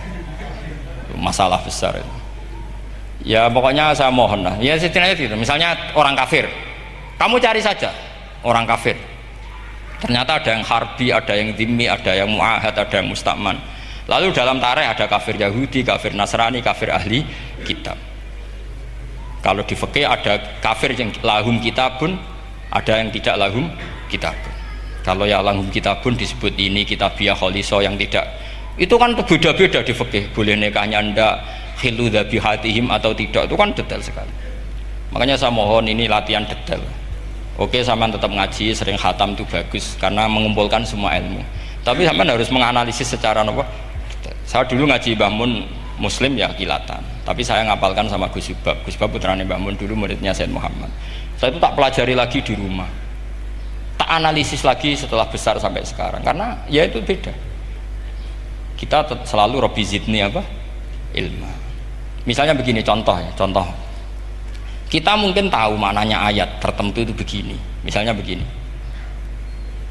Faqula lahu qaulal layyinan la'allahu yatadzakkaru aw yakhsha. Musa dan Harun, jika kamu datang ke Fir'aun, maka kalau ngomong, kalau dakwah itu qaulal layyinan, dengan dakwah yang halus. Nggih, qaulal layyinan. Ini bagi yang ekstremis harus baca dialek ini. Ini kisah nyata yang diceritakan Habib Zain bin Semit ketika ngarang Al-Manhajus Sawi. Juga diulang-ulang di beberapa kitab. Suatu saat ada ustadz, corong Jawa Kemelindi, datang ke Harun Ar-Rasyid. Harun Ar-Rasyid ini Banil Abbas, termasuk zuriyahnya Abdullah bin Abbas. Karena Harun Ar-Rasyid sebagai khalifah tentu salahnya banyak, namanya pejabat pasti salahnya banyak. Meskipun kebaikannya juga banyak, tapi salahnya juga banyak. Kalau kita kan tidak pejabat, salahnya tidak banyak, tapi prestasinya juga tidak banyak. Ya kan, misalnya ada tamu Raja Salman, katanya hormat tamu wajib, kamu kan tidak bisa hormat karena dia juga tidak mau dihormati kita kan. Nah terus si ustadz tadi datang begini, saya itu masih hafal teksnya, ya Amirul Mukminin, inni nasihun lak famusyaddidun alaika fala tajidanna ala nafsika fi nafsika aliyya syai'an.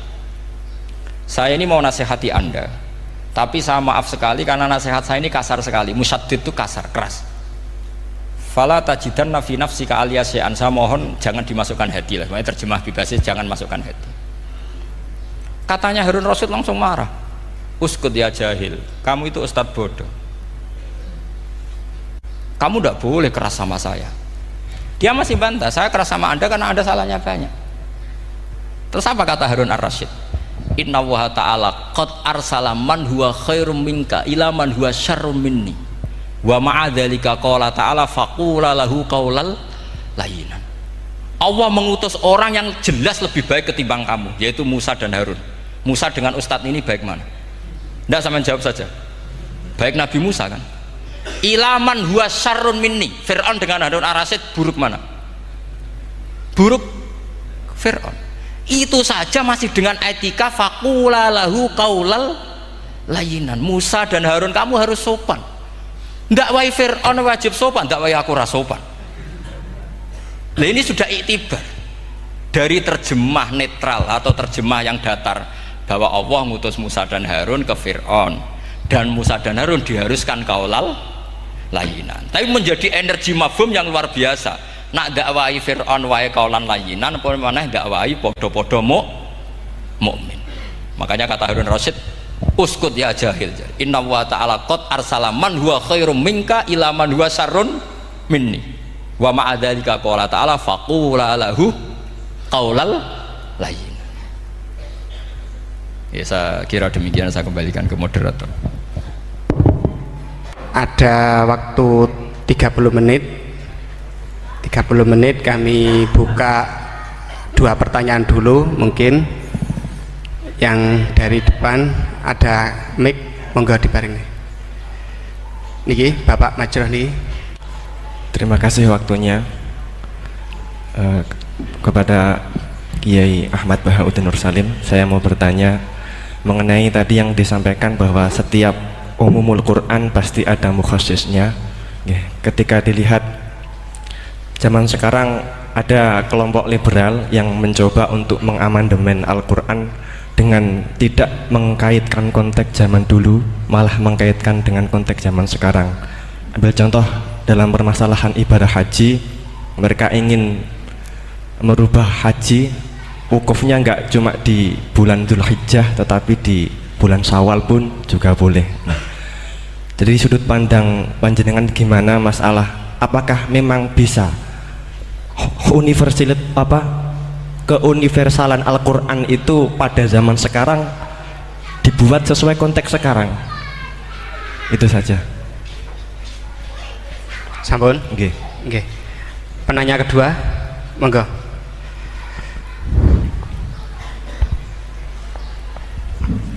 Assalamualaikum warahmatullahi wabarakatuh. Waalaikumsalam. Dumateng Yai, ini ada pertanyaan tentang penafsiran Al-Quran berdasarkan ilmu sains. untuk abad sekarang kita mengenal teori ledakan besar yang sudah sangat populer. Namun walau demikian ilmu ini masih dalam bentuk zon yang wakilnya hakikatnya kita belum tahu dan belum yakin secara pasti. Namun teori ledakan besar ini kemudian disinkronkan dengan Al-Quran dengan penafsirannya bahwa ternyata di dalam Al-Quran itu sudah ada teori ledakan besar. Pertanyaan saya begini, menimbang ilmu teori ledakan besar ini adalah ilmu dzon, ini masih memungkinkan ilmu ini salah, sehingganya penafsiran terhadap Al-Quran ini menimbulkan kekhawatiran, yakni kalau ilmu ini sebenarnya salah kemudian disinkronkan dengan Al-Quran, nanti ada penyalahan dalam penafsiran. Namun sisi lain terdapat kebaikan, yakni ada banyak orang bicara bahwa Al-Quran turun sekian ratus tahun lalu ternyata di dalamnya memuat teori ledakan besar yang baru muncul abad modern ini. Dari penjelasan ini pripun monggo Yai tentang penafsiran berdasarkan ilmu yang masih dzon, yang belum hakikatan seperti ini, monggo. Oke, sama namanya. Oke. Sing pertama Pak Ulil, yang kedua Pak Anwar. Itu sudah sama-sama keren Pak ya. Nggih. Pak siswa. Pak Ulil apa Ulin? Ulil. Pak Ulil. Ulil apa? Ulil Absor. Sudah Ulil Absor, sudah bener ya. Itu namanya sudah bener. Nggih. Yang kedua Anwar ya? Kedua Pak Anwar. Enggak, sudah gitu dulu. Cekap dua dulu. Sing pertama mungkin nek jenengan niki pertanyaan yang pertama, apakah keumuman Al-Quran bisa ditaksis sesuai konteks sekarang, konteks sekarang kekinian niki. Niku pertanyaan yang pertama. Pertanyaan yang kedua, kejadian sains yang sesuai dengan sains, ilmu sains niku apa bisa juga dibenarkan, ditafsirkan ke Al-Quran, mengingat ilmuwan-ilmuwan sains sekarang mengatakan bahwa Al-Quran itu banyak yang sesuai dengan sains akhir-akhir ini. Nah, seperti ledakan besar niku kalau diarahkan ke Al-Quran, apa memang sains itu sebenar-benarnya persis dengan Al-Quran atau masih ada kemungkinan nggak sama? Hafal Quran tuh? Buatan apa belum? Tapi hafal juz 30. Nggak betul. Enggak. Ya. Ini rileks saja ya. Memang saya ulang lagi. Memang syaratnya itu hafal Quran tadi. Enggak, karena begini, saya berkali-kali berdebat sama orang-orang liberal. Sekarang saya tanya, mereka kan senang sekali ya mengutip ayat la ikraha fiddin, bahwa dalam agama itu tidak perlu pemaksaan. Sebetulnya ayat itu jelas ada terusannya, qad tabayyana rusydu minal ghayy. Yang benar tentu begitu jelas, terpisah betul begitu jelas, yang benar ya benar, yang salah ya salah. Sehingga kita tidak perlu memaksa orang, misalnya 2 ditambah 2 itu 4, terus kamu paksa, kalau nggak mengatakan 4 tak penjara, itu tidak perlu. Kalau orang waras pasti bilang 2 tambah 2 4, 1 tambah 1 2. Kebenaran la ilaha illallah itu seperti itu, kebenaran yang begitu nyata sehingga tidak butuh dipaksa. Jadi sebetulnya la ikraha fiddin itu konteksnya, karena kebenaran benar-benar sudah punya eksistensi yang nyata, untuk diakui itu tidak butuh pemaksaan. Orang seluruh Indonesia kan bilang 1 tambah 1 itu 2, nggak usah diintimidasi nanti ditangkap Pak Gatot gitu. Ya tidak perlu. Makanya terusannya ayat. Lah repotnya sekarang santri-santri kalau pidato khitobiah di pondok-pondok ya diputus kayak orang liberal. La ikraha fiddin. Itu belum wakaf, masih qad tabayyana rusydu minal ghayy. Paham yang saya maksud ya? Sehingga kadang Nabi itu ngendikan secara ekstrim. Misalnya mangqala la ilaha illallah dakhalal jannah. Siapa yang meyakini la ilaha illallah nanti pasti masuk surga. Entah kapan pasti masuk surga. Kalau belum ya antri masih, tapi pasti lah. Terus Nabi sempat ngendikan, itu hadis sahih, wa in zana wa in saraka, meskipun pernah punya masa lalu, zana itu fi'il madhi, pernah punya masa lalu, pernah zina, pernah maling. Itu sampai 3 kali sahabat protes. Tapi saya berkali-kali ngomong di ngaji di Jogja, di Bojonegoro, di rumah ngomong kebenaran yang absolut, kebenaran yang hakiki tidak bisa terganggu oleh perilaku sosial. Bukan masalah seakan-akan hadis ini membolehkan zina, itu tidak mungkin. Inna wa la ya'muru bil fahsya. Allah tidak akan nyuruh hal yang buruk. Tapi saya beri satu logika, satu analogi. Kalau rektor Al-Azhar kamu tanya, 1 tambah 1 berapa Pak Rektor? Pasti bilang 2.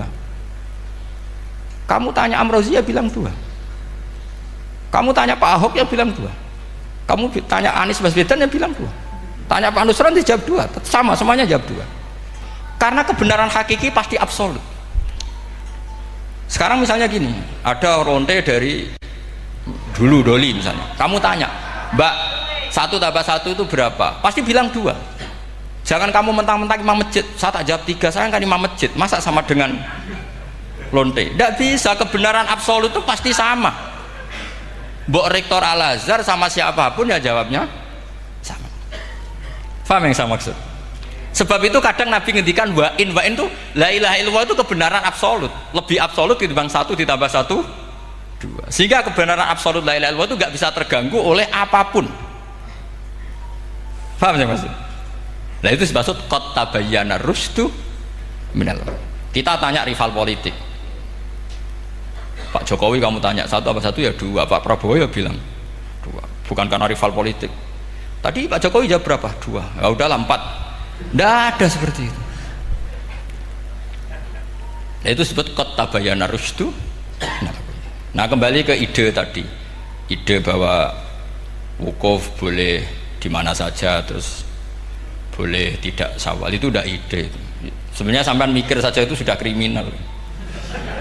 Berarti sampean ngapalkan pikiran salah ya. Karena kalau kita diskusikan itu lucu sekali, karena ya itu sudah begini loh kaidah khilaf itu. Saya kasih tahu. Walaysa kullu khilafin jaa mu'tabara illa khilafal ladzi khadzum minan nadhari. Tidak semua khilaf itu dianggap satu khilaf, satu perbedaan pendapat kalau kualitasnya nggak sama-sama mutu. Kalau yang satu nggak mutu itu nggak dianggap khilaf, nggak level. Itu tadi misalnya Imam Ghazali ngendikan begini, qala al-Ghazali gini-gini, pasti saingannya ya qala Nawawi atau qala Al-Qurtubi atau qala siapalah. Jangan qala al-Ghazali terus kamu saingi menurut Ustadz dari Solo, dari Jogja, wah ya udah level, masa Imam Ghazali disaingi. Itu ya, aturannya seperti itu. Ini jelas Rasulullah sendiri yang ngendikan al-hajju arafah, bahwa syarat sahnya haji adalah wukuf, dan Nabi menyebut Arafah. Tentu kita tidak pernah memperbandingkan apa yang disabdakan Nabi dengan yang jadi pikiran mereka itu. Kalau mereka alasannya karena orang bergumul di situ, di Mina, di Arafah, gara-gara waktunya sama, titiknya sama, terus terjadi kematian gini. Apa yang nggak wukuf di Arafah itu hidup semua. Itu kan kayak dalilnya orang rokok mari cepat mati. Oh, sing rokok ya mati. Orang-orang jil juga mati. Orang-orang liberal yang pikirannya katanya ingin menyelamatkan kehidupan juga pada akhirnya mereka mati. Mendingan mati di Arafah, keren di tanah suci. Bodoh usah begitu. Sebetulnya begini loh, mereka itu menjadi salah karena nggak mau ngaji fikih secara serius. Saya itu menyesal sekali ya, kenapa sih orang wukuf itu kok dungani suwira barbar itu mang sakiliane. Boy dongo iku yakin pangeran apian sediluk wis tetep dituruti, gitu aja, gak usah lama-lama.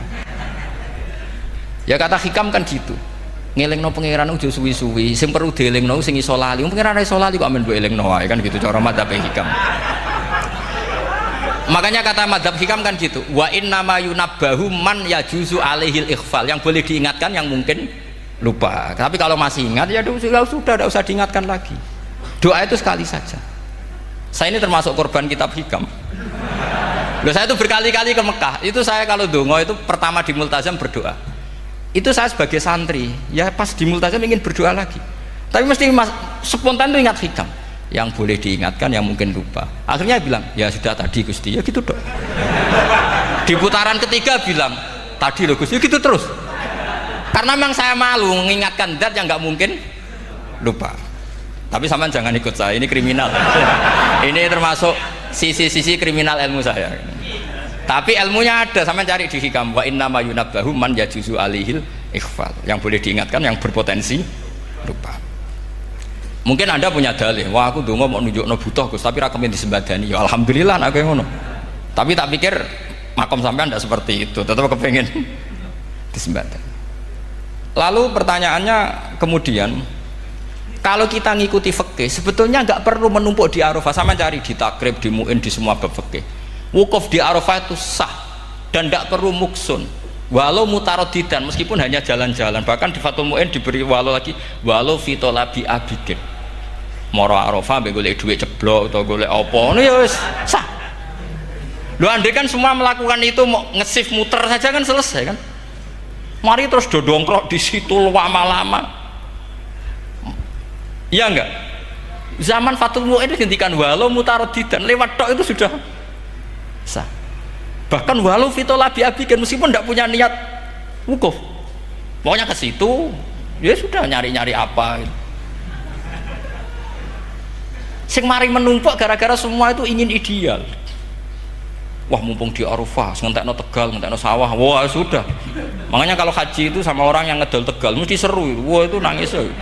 Haji be orang alim atau orang KBIH gak iso nangis karena malah badi kan, dia kan nggak pati iso nangis mesti itu. Nah ini kan, nah ini penting saya utarakan. Jadi andikan orang itu ya haji kayak orang-orang alim. Setahu saya orang-orang alim kalau haji ya biasa saja, sekadarnya. Karena ya dia tahu ini masalah karena nanti ganggu yang lain, sekadarnya. Karena kita ini berlebihan, akhirnya menumpuk di situ. Padahal fikih zaman dulu sudah mengatakan walau mutarodidan fitolabi abidin, jelas itu takbirnya. Masih ingat atau tidak takbir itu? Harus ingat kan? Jadi ini kan problem kita lagi-lagi tidak hafal, kita tidak menguasai ngotok fikih.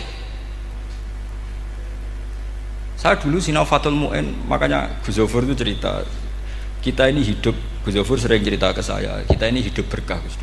Zaman saya jenengan itu rata-rata teman-teman Fathul Mu'in itu setengah hafal i'anah. Ya karena kompetitornya ya baik, peminatnya ya baik. Dulu saking senengnya Gus Naji sama ilmu itu, beliau pernah ikut Fathul Mu'in era saya. Padahal sudah dari Mekah lama, saking senengnya ilmu. Jadi kita dulu biasa diskusi dengan Gus Naji, dengan Gus Zofur karena saking senengnya ilmu. Ya itu tadi, karena memang ilmu itu asik. Tapi kita ini belajar fikih itu tidak seperti itu. Kita sudah kayak, ya sudah kayak orang-orang yang nggak mau fikih. Wong nak donga ning Arafah gini-gini terus, ya hanya gitu-gitu dok. Tidak mikir kalau ganggu orang lain itu begini gue gak dipikir. Itu satu. Jadi menurut saya sampai jangan pernah terlintas bahwa pendapat jil atau apa saja itu pendapat. Walaysa kullu khilafin ja'a mu'tabaro illa khilafal ladzi haddu minan nadhari. Tidak semua khilaf itu kita hitung khilaf kecuali yang kualitasnya sama. Kecuali begini kualitasnya agak sama. Misalnya sholat jenazah. Sholat jenazah itu trennya kan mayit di depan, terus imamnya itu di belakang. Nah itu boleh, ada ulama mengatakan nggak apa-apa. Sholat jenazahnya di depan, mayit imamnya di jenazahnya di belakang, imamnya di depan. Meskipun itu tidak lazim, tapi masih masuk akal. Itu tadi fa'innal janazah laisat bimanzilatil imam. Piye jenazah ora imam wajib kok ngarep. Alasannya apa? Loh itu tidak orang liberal, itu kitab Mahalil. Kaul awal jenazah harus di depan, kaul sani tidak harus. Piye jenazah itu tidak imam. Coba alasannya di depan apa? Dia ada tidak imam. Kalau seperti itu masih khilaf karena sama-sama ulama. Dan khilaf ini dipraktekkan, tapi jangan di sini tuh ya, ini jadi fitnah. Sampean tak cerita nih, sampean kalau haji itu tiap ba'dal maktubah ada sholat jenazah enggak? Enggak, sampean jawab saja. Yang pernah haji, tiap maktubah kan ada sholat jenazah. Itu jenazahnya di depan apa di kamar mayat? Loh, itu bukan goib loh, orangnya masih belum dikubur. Enggak, sampean jawab saja. Di kamar mayat, enggak semuanya dibawa ke depan. Artinya ada konteks tertentu, mungkin kauliku ya ono gunane dalam konteks Mekah karena orangnya banyak sibuk ora kober gawa napa jenazah. Tapi dalam konteks Indonesia ya suul adab. Wong keren pisan kok ngarepe kok ora oleh gitu. Jadi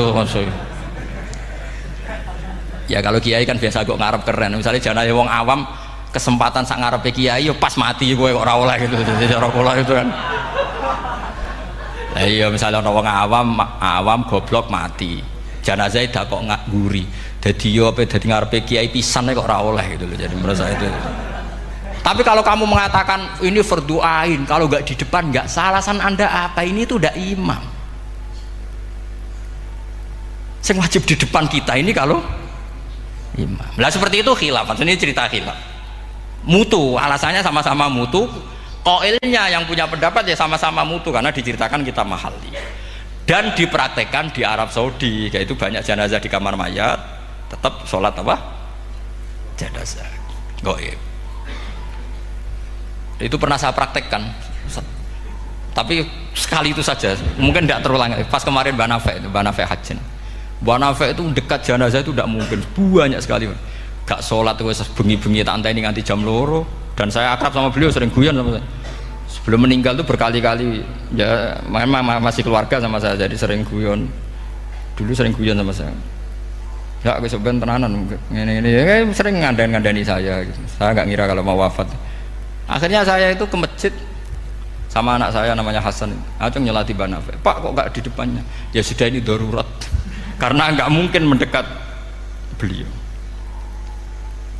Jadi ya itu tadi buktinya sholat gaib. Sholat gaib juga misalnya orang Kediri boleh nggak nyolati orang yang mati di NTT yang lebih timur, boleh nggak?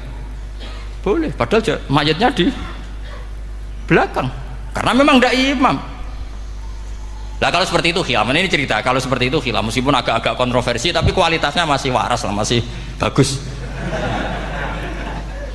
Sampai kalau nggak percaya cari di Mahali di bab jenazah. Kalau mahalinya tidak ada di Qalyubi, tapi jelas saya yakin itu ada. Saya tidak donan yakin jangan. Kalau nu mulang, ya mulang terus tidak punya masalah ingatan, jadi ingat betul kalau takbir itu ada gitu. Jadi saya ingat betul kalau takbir itu ada. Nah terus pertanyaan kedua dari Kang Anwar tadi itu memang problem ya, tapi itu bisa diatasi lewat seni menulis. Biasanya kalau seorang penulis, apalagi di Indonesia itu kan gampang sekali, kalau kata itu bisa bias atau majas kan bisa dikasih tanda kutip, dikasih tanda apa? Kutip. Itu memang nyata ya, saya pernah berdebat berkali-kali lah. Saya kan satu tim ya dengan Pak Zaini, dia seorang profesor, juga pernah tanya Gus Wafi putrane Mbah Mun saat di Syria. Zaman itu Said Ramdan Al-Ghuti masih hidup. Saya itu punya komunitas dokter. Ini cerita nyata ya. Yang dia tanya gini, Pak Bahak, kita ini ahli embriologi dan tidak pernah ada ceritanya ada segumpal darah dalam proses embriologi. Yang ada itu sekian zigot yang berhasil nempel di dinding rahim itu nanti yang jadi janin. Jadi kalau kita ngaji ada segumpal darah itu menjadi aneh bagi kita karena proses itu tidak ada. Ya saya jawab ya enteng saja. Ya kan yang bilang segumpal darah itu kiai kan tidak Quran. Makanya benar Kang Anwar tadi yang ngomong itu mufasirnya atau kiainya yang terjemah. Kalau Quran hanya bilang min alakin. Iqra bismi rabbikal ladzi khalaq khalaqal insana min alaq. Alaq itu kan dari kata alaqa ya'liku alaqon, sesuatu yang nempel itu namanya alaqah. Makanya di Alfiyah ada wa ulqatun hasilatun, ulqah itu sesuatu yang terkait atau yang menempel. Sehingga ya pokoknya kalau alak itu artinya tidak harus segumpal darah, bisa sesuatu yang menempel. Sama cari di kamus, dicari sama dia kamus. Aliko yakliku menempel. Oh ya oke Bapak, gak masalah. Nah, lalu kalau kita memaksakan itu bukti ilmiahnya Quran ya resiko juga. Nanti ada penelitian yang berbeda. Makanya kita bisa memanfaatkan tanda kutip. Kalau lafadz itu majas atau kata itu majas, kalimat itu majas. Atau kita menganalisis secara balaghah min jinsi dzalikat dam. Misalnya begini, saya kalau sedang benci Anda, saya akan bilang kamu itu membawa WC. Wong tak melete gawa WC ngalor ngidul, karena di perut kita memang ada kotoran. Berarti kita ini WC yang melaku ngalor ngidul. Oke, itu saat kita benci manusia. Coba sampean lihat di kitab tasawuf. Faqih fatatakabbar wa anta kanafun minal aknam, kan disebut kamu kok sombong kowe iku WC mlaku. Tapi nanti kalau kamu ngaji di alam rohani, kamu disebut laqad khalaqnal insana fi ahsani taqwim. Artinya bisa saja alakin ini benar-benar maknanya segumpal darah. Tapi dalam konteks manusia, jenis kamu adalah jenis segumpal darah. Bukan dalam proses embriologi mengalami segumpal darah. Kita masih bisa berkelit, asal kamu ilmunya banyak, hafalaman banyak, tetap bisa berkelit. Problemnya kadang kita tidak punya ilmu. Loh ya ini kisah nyata ya. Jadi kemarin entah tanggal berapa saya lupa, itu kan Kemenak datang ke Yai, ke Mbah Mun, ke Gus Zofur. Di antara usul saya seperti itu, mbok terjemah Kemenak, kalau yang terkait sain itu dikasih bahasa yang bias, karena nanti kalau tidak bias, ini nanti ada penelitian kelihatan Quran dianggap loh ya, dianggap salah, sebenarnya salah yang terjemah, atau kita yakin sesuai ilmiah ternyata suatu saat ada penemuan yang berbeda. Kita bisa manfaatkan tadi seni menulis tadi, misalnya tanda kutip atau dipakai kata bias. Ya misalnya begini, contoh paling gampang tadi, misalnya kita bangga misalnya Quran terbukti benar ketika mengatakan wa ja'ala bainahuma barzakha wa hijra mahjura, antara air tawar dan air laut itu ada pemisah. Kita mungkin ya setuju nyari-nyari ayat tentang Big Bang, tentang apa ledakan yang dahsyat. Tapi apapun itu teori itu bisa iya bisa tidak. Nah itu kita bisa manfaatkan tanda kutip. Atau seni pakai lughat. Saya beri contoh seni lughat begini. Keyakinan santri yang di sini, yang di kewegean sini, makhluk itu yang terkenal kan 3, manusia, jin, terus setan. Sudah kan 3 itu. Keyakinan sampean manusia dengan jin sama apa enggak? Beda kan, katanya beda. Terus jin dengan setan itu beda apa sama? Enggak, sampean jawab. Beda, rata-rata santri fikih bilang beda, karena jin itu bisa mukallaf, bisa sholat, bisa enggak. Kalau setan pasti tidak sholat. Tapi pecinta orang sholat dia, kalau orang sholat datang, penggemar dia, mau ganggu. Nah sekarang pertanyaannya gini, lalu ketika para ulama mengatakan jin dan malaikat itu beda, jin dengan setan beda, tapi di Quran itu ada loh ayat fasajadu illa iblis kana minal jinni fafasaqa an amri rabbi. Jelas ayatnya di surat Isra kalau nggak salah tuh, kana minal jin, karena ono sopo iblis iku minal jinni. Padahal tadi Anda yakin iblis dan jin itu tidak sekategori, tapi ayat itu karena minal jin. Caranya gimana? Gampang, sama cari di tafsir Baghawi atau tafsir Ibnu Katsir.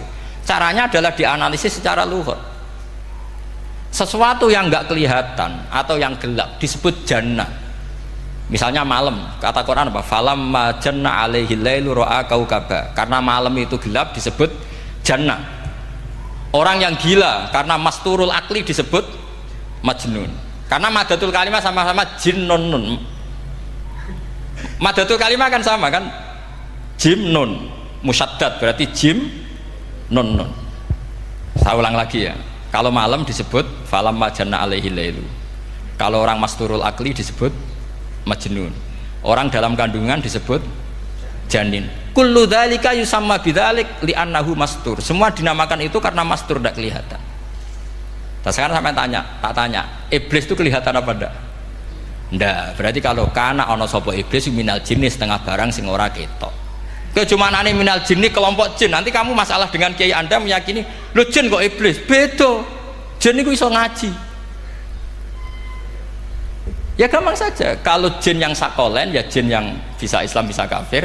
Tapi kalau kata jin yang dalam ilah iblis, karena minal jinni minal masturin. Faham yang saya maksud? Tetap bisa ada solusinya. Makanya ngaji itu jangan hanya Ibnu Katsir. Ibnu Katsir itu beliau hanya menjawab lewat riwayat. Beliau jarang bermain di lafadz. Tapi kalau sampean ngaji kayak tafsir Baghawi, kayak tafsir apa itu, subhanallah, ya Baghawi terus Bedawi, itu nganalisnya sering pakai lafadz dan itu menjadi mudah. Misalnya lagi begini, sholat kita ini ya sholat yang muftatahatun bitakbir, muftatamatun bitaslim. Tapi kita secara lughat jelas as-sholat lughatan ad-du'a. Dan ada lafadz di Quran yang nggak mungkin kita maknani sholat itu dengan makna sholat yang mustalah alaihim tal fuqaha, yaitu di ayat khud min amwalihim shadaqatan tutahhiruhum wa tuzakkihim biha wa sholli alaihim inna sholataka sakanullah. Muhammad, kalau ada orang zakat ke kamu, sholli alaihim, kamu harus mensolati mereka. Wong cek urip kok di solati, pasti maknanya sholli ai utulahum, kamu mendoakan. Terus inna sholataka sakanulahum ai du'auka sakanulahum, doa kamu membuat mereka tenang. Faham saya kalau maksud? Lagi-lagi kita, kalau Anda janggal secara ilmiah, ya sama seperti misalnya katanya bumi menurut Quran itu diciptakan dalam masa 6 hari, padahal menurut teori Big Bang sekian juta tahun. Lu yaumin itu maknanya tidak harus 24 jam. Kullahinin bisa disebut yaumin. Buktinya ayat yas'aluhu man fis samawati wal ard kulla yaumin huwa fi sya'an. Apa Allah memutus sesuatu nunggu 24 jam? Ekulakhinen wa kulla waqtin huwa fi sya'an. Makanya di terjemahan UII termasuk saya usul fi sittati ayam itu dalam 6 masa.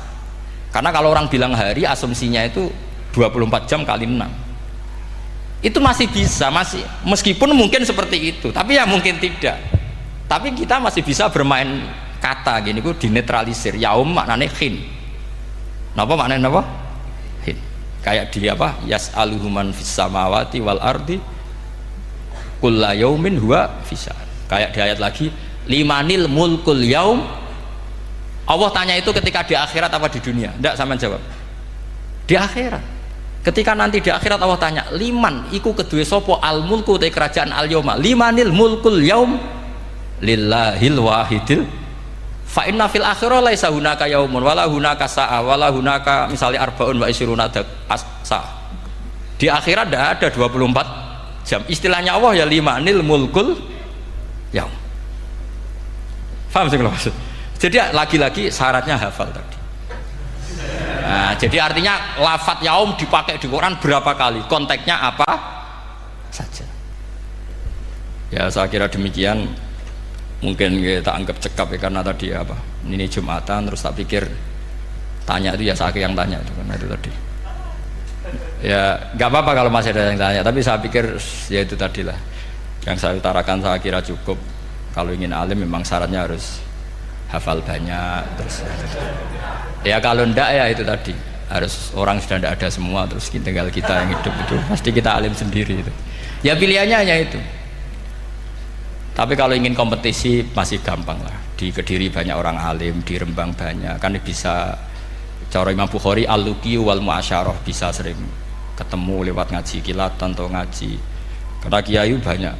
Ada yang kiai fanatik khatam, kilatan. Di sarang ya banyak, kados Gus itu ngaji butuh khatam. Khatam itu barokah. Kan pernah mendengar sekian. Ada kiai yang senangannya yang penting faham. Ada kiai yang kebetulan nasibnya baik, ya faham ya khatam. Nah, itu ada santri macam-macam, yang penting khatam, ono sing penting faham, ono sing penting ya penting untuk barokah. Terus repot asane. Repot terus. Tapi yang penting itu saya mohon lah. Kalau orang lain tahu Quran lewat terjemah, kita kalau bisa jangan. Kita ini ngaji Jalalain, ngaji tafsir Sawi, ngaji macam-macam. Saya itu kalau sinau tafsir itu tak ulang-ulang. Saya itu sampai lupa khatam Jalalain berapa kali itu sampai lupa. Karena itu tadi, setiap saya baca pasti nanti analisisnya beda. Tadi misalnya u'budu rabbakum, kalau dalam konteks orang kafir jelas wahidu rabbakum, karena mereka masih melakukan isyrak. Tapi kalau orang Islam dibilang cong kamu ibadah, dawimu alal ibadah, karena sudah Islam. Itu Imam Suyuti tidak konsisten. Nggak konsistennya karena beliau orang alim. Ya Yohanes kadang ditafsiri ahla Makkah, memang saat itu konteksnya Makkah.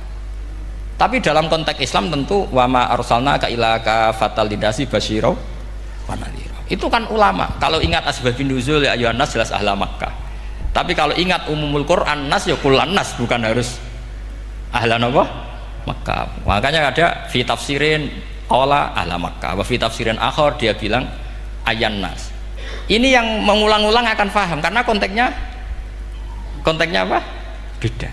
Lagi-lagi ya tadi harus hafal. Ayuhan nas dipakai Quran berapa kali, konteksnya apa saja. Makanya Ibnu Abbas ketika ditanya bagaimana perbedaan ayat Makkiyah dan Madaniyah, beliau enteng jawab, biasanya kalau surat Makkiyah dimulai ya ayuhan nas karena mereka zaman itu masih kafir, belum berstatus mukmin. Kalau di Madinah rata-rata khitab sudah ya ayyuhalladzina amanu, karena di Madinah mayoritas sudah mukmin. Tetap memanfaatkan proses dialek dan itu mudah. Memang kalau kita neliti terus mudah. Maknanya mudah itu tidak sulit. Ya memang Nabi begitu. Loh, sampean kalau hafal hadis nanti akan ngomong seperti saya. Loh, itu otomatis. Misalnya begini, Nabi itu ditanya, ya Rasulullah, dulani ala amalin gini-gini, terus terakhir dia ya yudkhilunil jannah, yang bisa masukkan saya ke surga. Nabi jawabnya itu, inna dzalika yasir, itu gampang. Tapi terusannya yang nggak nguati alaman yassarahu wah. Oh itu gampang dong bagi wong sing digampangno pangeran. Orang kata Nabi wah ini sulit, tidak semua orang masuk surga. Nabi jawabnya inna dzalika yasir itu gampang. Tapi terusannya alaman yassarahu. Ya mengen Quran adatnya ya gitu. Inna dzalika 'ala Allahi yasir. Yaitu gampang. Bukan berarti kita nyepelekno ndak, memang ya itu tadi. Sesuatu sulit itu kalau kita tidak tahu rumusnya, sebenarnya kita tahu, cuma tidak mau. Sampean tahu kalau rumusnya ingin alim tafsir harus hafal Quran, hafal hadis, pernah ngaji etkon, ngaji ini, tahu, tapi kan nggak mau. Akhirnya mau takut tok, carane ngalim piye Gus? Asline ngerti, nak carane iku ngerti. Geleme sing ra. Nah, itu kan gitu. Ini kebetulan kenyek kan ngomong fakta biasa mawon, betul. Ya seperti kamu mau ke Jakarta kan jauh, tapi tetap gampang. Caranya beli tiket gini-gini ya kan gampang. Ya kalau ingin alim tafsir, 1 hafal Quran, 2 minimal setengah hafal Jalalain.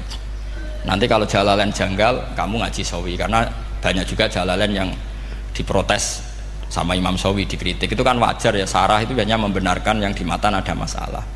Takrib kurang barokah, ya ada beberapa yang dibenarkan sarah. Kayak takrib ngendikan mabit bimina sunat apa wajib. Kalau di kitab Fathul Qorib sunat, di sarah dibenarkan, kalau yang benar itu wajib. Takrib bilang sholat jamaah itu sunat muakkadah, di sarah dibenarkan itu fardu kifayah. Ya sama di Jalalain kadang ada masalah seperti itu. Imam Suyuti meyakini satu hal, sama sarah dibenarkan. Makanya ya Jalalain ya Sawi. Nanti setelah itu khatam semua, belajar tafsir Baghawi. Nanti kan alim sendiri. Apalagi di desa kamu tidak ada orang alim, wah hebat. Kak, kamu jangan hidup di sarang, di Lirboyo, di daerah-daerah, jangan hidup di Kuwagen, nyari daerah yang aman. Aman dari kontrol maksudnya. Tapi yang jelas itu jawab dulu mudah. Kalau kamu menjawab sulit, kualat neraka sama. Iya bagaimanapun Quran disifati Allah walaqad yassarnal Qur'ana lidzikri fahal mim mudzakir. Makanya saya tadi ngomong, kalau Anda hafal seperti saya, pasti cara ngomong kayak saya. Kita mau ngomong Quran sulit tidak mungkin. Kita ini ingat kalau Allah mensifati Quran walaqad yassarnal Qur'ana. Fakaifa wasafahu wa bil yusri wa anta taqulu bil usri. Bagaimana Allah mengatakan yusrun kemudian Anda mengatakan usr. Neraka sama bantah pangeran. Atau gini, kalau terpaksa muni sulit Gus, tapi sementara ini pokoknya tambahi gitu lah, nanti ya masih sulit, tapi ya bisa saja tidak sulit. Karena tadi bukti kalau Quran mudah, orang kafir ketika dibacakan yang nangis banyak. Raja Najasyi sebelum Islam dibacakan surat oleh Ja'far bin Abi Thalib nangis. Inna hadza wa ma nazala ala Musa lamin miskatin wahidah. Ini dengan Taurat pasti dari pintu yang sama, dari nur yang sama. Miskat itu nur. Faham nangis sampai wa idza sami'u itu belum Islam loh ketika itu. Wa idza sami'u ma unzila ilar rasuli tara a'yunahum tafidu minad dam'i mimma arafu minal haq, lagi yaquluna rabbana amanna. Artinya fahimu khina kanu fil kufr. Mereka faham ketika masih kafir. Karena muyassar, Quran itu muyassar. Faqih fala tafham. Wa anta tata'alam kutuba kadza wa kadza wa takhtimu kutuba kadza kadza. Kok ijek kadza. Ada gua entek kadane. Ini bukan kritik, ini pelurusan. Sampeyan jangan sensitif, kok cawe wedok yang kandhani sensitif, mutung. Ini pelurusan. Jelas Quran disifati walaqad yassarnal Qur'ana lidzikri fahal mim mudzakir. Dan itu nyata, saya ulang lagi itu nyata. Sampai yang saya ceritakan di makalah ini, ada orang Bedui, ada seorang khotib khutbah, fawarabbis sama'i wal ardi innahu lahaqqum mithama annakum tantikun. Arabinya tanya sama Pak Khotib, itu kan artinya kan demi Tuhannya langit dan bumi. Si Arabi tanya Pak Khotib, yang bikin murka Allah itu siapa? Kok sampai Allah terpaksa sumpah? Karena si Arabi tahu orang sampai sumpah itu pasti karena tersinggung. Kalau nggak tersinggung ngapain Anda sumpah? Dalam kehidupan sehari-hari kalau kita sampai sumpah itu karena tersinggung. Kita ditagih orang bisa sesuk tak sahur, ditagih lagi bilang kita tak sahur. Nah, serah percaya bang, wallahi sesuk tak sahur. Kalau orang sumpah itu karena tersinggung. Ternyata betul. Sampai cek di Quran, kalau Allah memulai surat dengan sumpah, pasti terusannya Allah itu duka atau marah karena sumpah itu untuk yang tersinggung. Makanya di Balaghah diterangkan, kalau kaidah normal, kondisi normal, kamu harus bilang Zaidun qaimun. Kalau mukhatab ada indikasi tidak percaya, kamu bilang inna Zaidan qaimun. Kalau selalu kelihatan tidak percaya, kamu harus bilang wallahi inna Zaidan la qaimun. Ya enggak di ilmu Balaghah. Lah iya itu kan Arabi saja paham. Kamu yang ngaji Jawahirul Makna ndak paham kan aneh. Makanya itu penting gitu. Nah, lagi-lagi walaqad yassarnal Qur'ana lidzikri fahal min mudzakir. Nggih doa ini bagian ustaz yang pun khusyuk niki kan donga ning kersane niki.